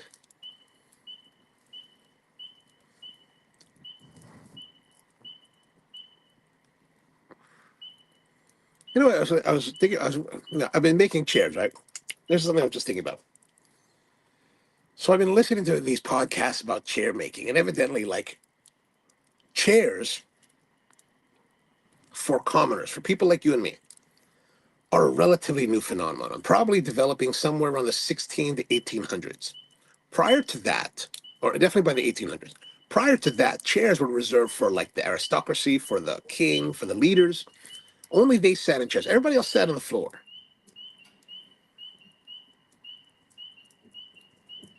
Which just now makes me think, Christ as the carpenter would never have sat in a chair. Christ the king would never have sat in a chair, unless he made it and he was testing it out. He would never have had a chair to sit in. He would have sat on the floor. And like I think about, which makes me now think about like my travels to Saudi Arabia, where the Arabs are Bedouins, right?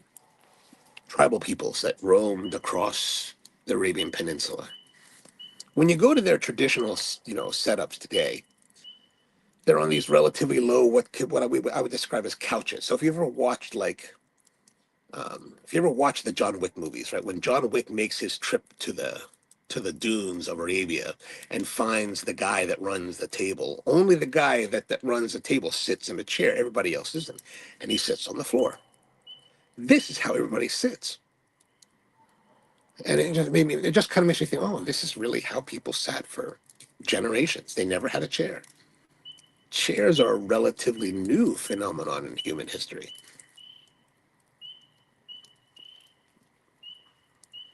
Because that's something I read about in the Philippines as well. With Filipinos,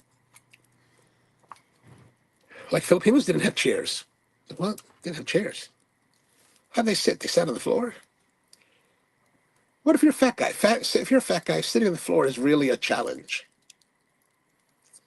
Not necessarily sitting on the floor. Well, yeah, it's sitting on the floor. Finding a comfortable position to support your back is a proposition. But the greater proposition when you're a fat guy is trying to get up, right?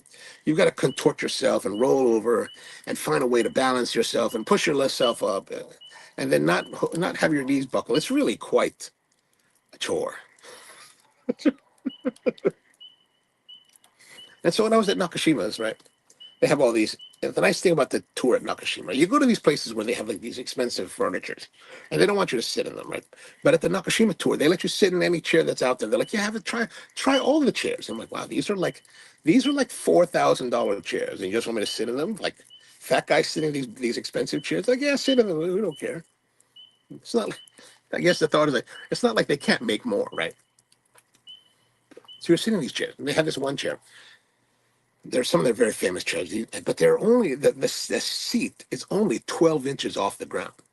And I tell you what, man, 12 inches is way too low. I don't like chairs that low, like because your knees are high, right? So you have to get out, and it takes a lot of like leverage to get out.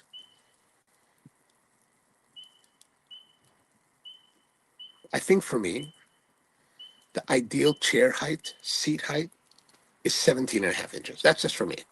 I think different size people with different like different lengths of like limbs will have different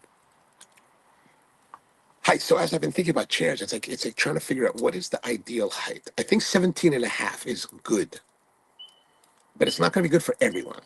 The person with the taller lower legs, right, taller shins, will want a higher, maybe 18 inches. Then my friend has this mid-century modern lounge chair inside the living room, and it's a style that I've seen in photos. It's got cushions, but it's got a frame, and the cushions are floating, and they sit on top of the frame. And I was like, oh, that's exactly the style I wanted to mimic, right, in a build. And I was sitting in it, and that's another thing, right? Like, how deep is the chair, right? How deep is this cushion? This cushion is the cushion that he has is like maybe an inch too deep, and I was like, and then it's maybe a couple degrees too raked because I'm sitting a little bit back. I don't want it to be that raked.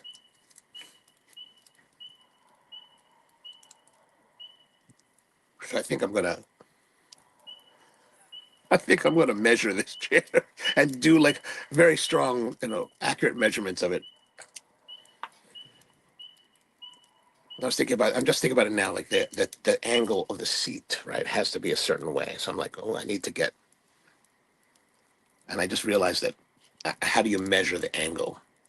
You use like a bevel gauge, right? But my bevel gauge is at home, and if I bought another one, it'd be ridiculous. They're like $50. I was like, oh, I'm not gonna buy that. But I just remembered that Woodcraft, where they're having the event tomorrow, have these like digital gauges, digital angle gauges from a company called Wixie. They're on sale this month for $13. I was like, oh, I'm gonna go buy one of those. I'm gonna buy that. Measure this chair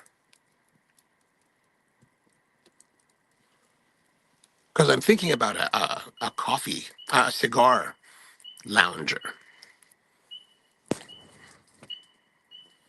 Mom says, I think you are bothering that bird because I've never heard birds. I know. That's why I'm like, what is going on with this dude? Hey, quiet.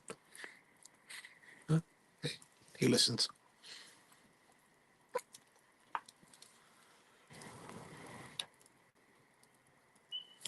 Tony says that's why all the toilets in my house are comfortable. So do you know what height that is? I'd be curious to know. I'd be curious. Yeah, you don't want a toilet like that's too low because sometimes you want to engage with like your thoughts or whatever. And you may be sitting there for a while. And sometimes when you sit there on your seat for a while, like your legs get numb because of the way you're sitting on it. And if it's too low and you got to get up again, man, it's a chore. Like, I have sat on mine for like an hour, especially like in the old days when I was living in Hawaii, right? Like I told you, I played the ukulele, right? So when I was learning, I would sit in the toilet and just practice, like for an hour. My business is long done, but just like keep going. Because the nice thing with toilets is that restrooms, bathrooms, they've got there's no carpeting typically, or there's very minimal like fabrics, so there's a lot of resonance. So you always sound better in the bathroom.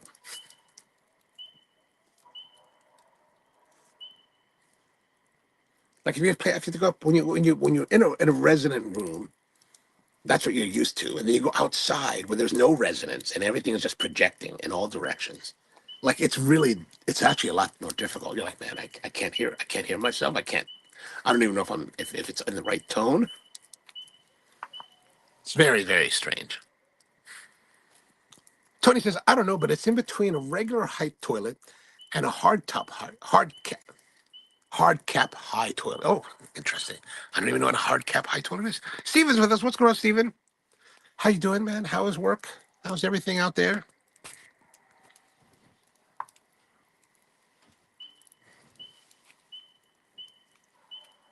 I'm smoking the Tatuaje Verocu Blue #1, and it's a really well made cigar, smoking perfectly. I just haven't found myself grooving with it. There are spurts where I kind of feel the flavor, but I'm not really feeling it overall. And then there's moments where it gets a little bit bitter or a little bit sharp.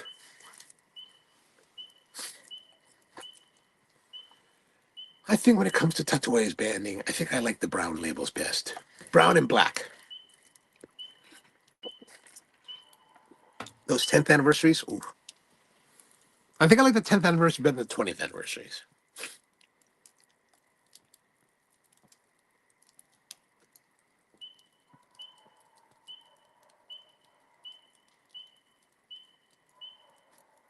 I will have to find a broom tomorrow to sweep this deck off.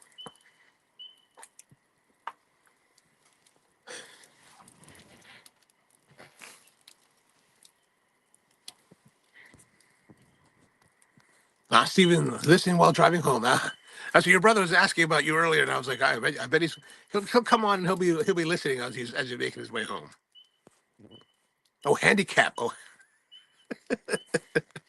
I kind of like the handicap ones. You know what I do when I come? Like this is something I do. Like when I arrive at an airport, right? Like let's say I'm flying to Europe or somewhere going through Europe. Usually, since I fly United, we fly to Frankfurt, Germany. And Frankfurt's got this like whole setup where they built their terminal with multiple levels. So the highest level is where they have international arrivals. So when you arrive, in order to keep you quarantined, they move you up to the upper level, so you walk all the way back. Whereas all the check-ins are in the 2 levels below you. But as you're walking across the terminal, they have these toilets, and there's regular like bathrooms for men and women, and then there's like, I guess, family style toilets.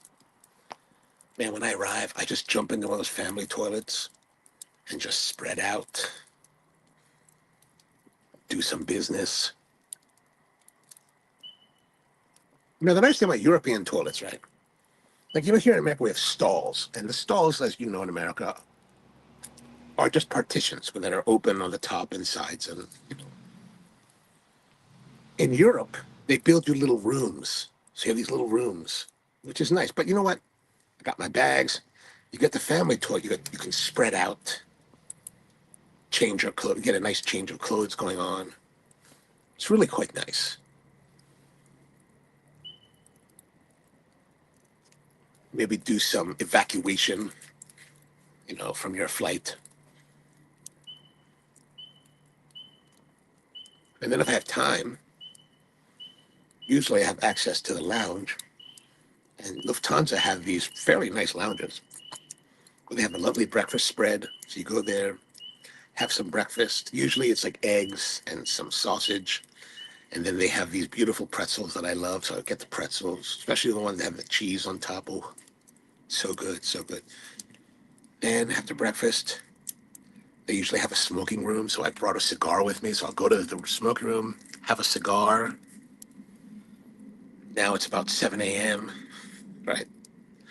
And then the flight, maybe the flight's in an hour or two. And so, like, there's time. So they have showers. So you go to the shower room.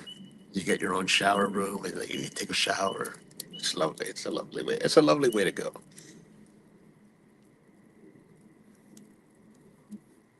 But during the pandemic, because I didn't travel during the pandemic, I lost my status.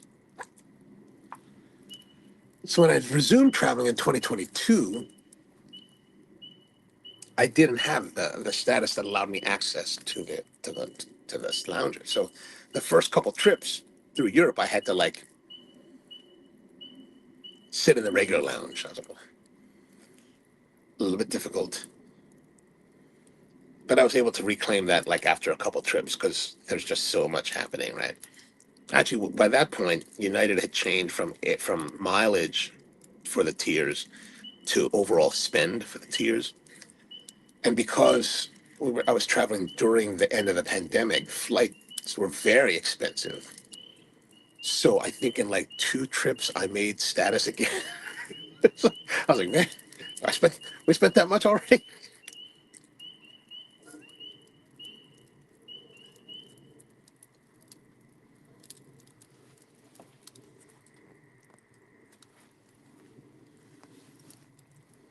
Now, luckily, after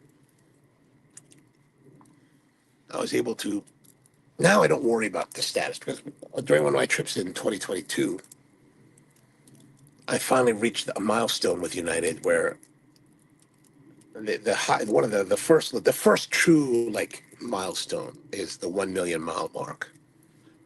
So you get special status when you reach 1 million miles, which is a lifetime gold status, which is the status you need to have access to the lounge. So I now will never have to worry about having access again and during international trips. So, which is good because I don't travel anywhere near as much as I used to. So when I went to Houston, I still had the I still have the status. So I was like, oh, this is nice. I never have to worry about it again. And it's interesting because like some of my friends fly in Delta, and Delta has this program where like United operates on a calendar year, and you have to from January 1st to December 31st, you have to do all of your mileage then, or all of your status making in that period. And let's say in the mileage days, that the tiers are 25,000 miles a year, 50,000, 85,000, and then 100,000. So I would routinely do at least the 50. A lot of years I was at 75 or 85,000. I think maybe it was 75,000 miles. But let's say you did 90,000 miles in a year. On United, you would lose all of that. On Delta, you would have you would start the year with the extra 15,000 that you didn't make, or that didn't apply. So that they would roll over your miles that were in excess of your status, which is really a nice feature of Delta. And so I was always a little bit envious of my friends on Delta for that. And I also heard they had fairly nice service and fairly nice lounges. I was never envious of people on American, because American's probably the worst of the three big carriers. But after I made the million miles, I finally realized what the advantage with United is. So United has four basic tiers: silver, gold, platinum, and then 1,000. When you make 1,000,000 miles on United, you get lifetime gold. When you make 2,000,000 miles, you get lifetime platinum. When you make 3,000,000 miles, you get lifetime 100K. And then from there, like not too many people get past 3,000,000 miles in their lifetime. Like there's a few people that are like at 10 or 11 million miles, but they're very, very like rare. On Delta, my friends who are on Delta, and Delta is very similar to United. When you get to gold status, you then get access to the lounges, right, on international trips. I found out on Delta, when you make 1,000,000 miles, you get lifetime status, but you only get lifetime silver, the lowest tier. So even though you get a past your 1,000,000 miles on Delta, if you don't make gold every year, you don't get access. It's like, oh man, so much better. So,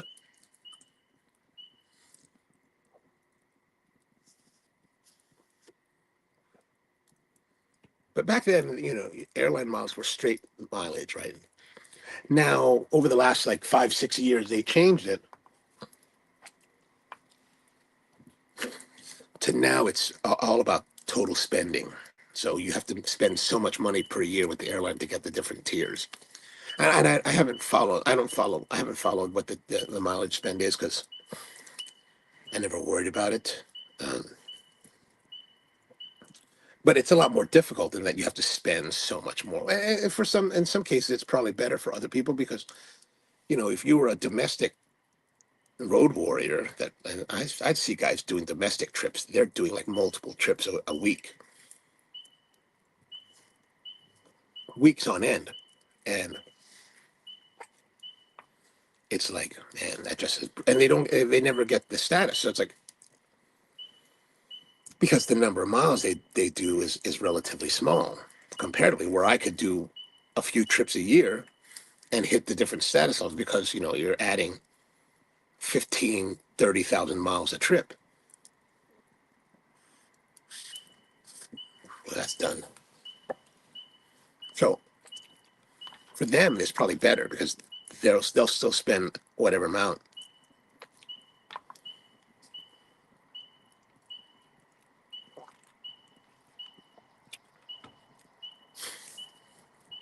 But I give those domestic guys credit, because man,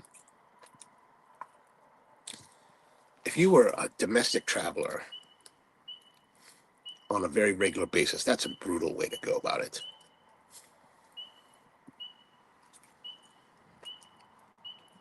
Like I was talking to some friends recently who were talking about like how we travel. Like I usually bring in check-in bags, right? Because I usually have longer trips, right? Usually a week, 2 weeks, maybe 3. So I always have to, and plus, especially when I was doing a lot more events, you'd be with the same people for almost the entire time, so they see you daily. When you travel, like for vacations, and you're going around, the people you run into don't, they don't know you. They didn't see you the day before, so you could wear the same outfit for 3 days and nobody would know. Where you can't do that in other situations where they see you every day, because they'll be like, well, haven't you changed? It's like, no. And so you have to bring a lot more. So I would check my bags. Plus, if you're doing like 12 trips a year, let's say, and they're longer trips, and you don't have as like a domestic guys will talk about, like they bring a roll on so they can go straight to to whatever they're going. They don't have to wait the half hour or whatever it takes to get their bags. For them, if they're doing, let's say 3 to 5 trips a week, that's, a good, let's say, hour each trip. That's a good up to 5 hours worth of extra time they're burning. Where for me, it's only an extra 12 hours for the whole year. So from my perspective, it wasn't that important to save the time. Plus, then I get much more space to carry more things.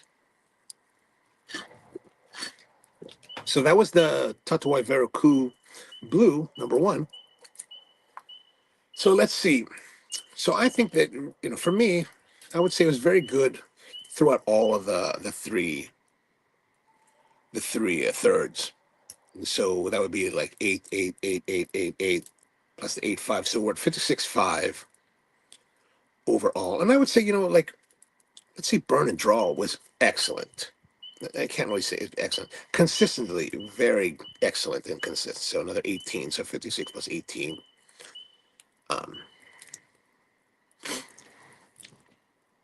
64, 74. And then I would say overall score, we'll add 8 to that. So 84. 84 would be, was what I would give for this. So not bad.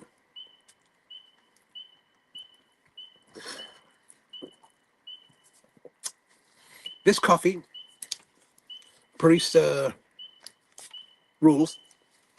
They're, what's it called? Flannel drip latte. If you like chocolatey coffee, it's actually quite pleasant.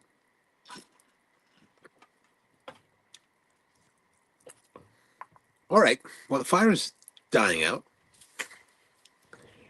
And I guess that's going to conclude it for another Thursday Night Hang here on the Coffee and Cigars live stream. Thank you very much for hanging out with me, as always. Always good to see all of you. We'll be back again at our normal bat time and probably bat location next Thursday at 8 p.m. So hope you'll be able to join me again. And so I'll be going to the New England Fine Woodworking Conference. Oh, actually, so next week, like I said, I have to come back up here to New England, to Boston, to tend to my aunt. We're finally going to see if she's ready to move to Maryland. So I think we're going to come up on Tuesday. We may come back Thursday. So there's a chance we may not be able to do the live stream next week, now that I think about it. So I'll post to the community post here on this channel if I'm not going to be able to do it next week. But I probably won't know until like maybe Thursday morning for sure. So if not next Thursday, then the Thursday after for sure. So, all right. All right. Well, that's it for today. Thank you very much for tuning in. Good to see all of you. Hope you have a wonderful week out there. Mom, always good to see you as well. So hope it's going to be a great one. And I'll see you next time.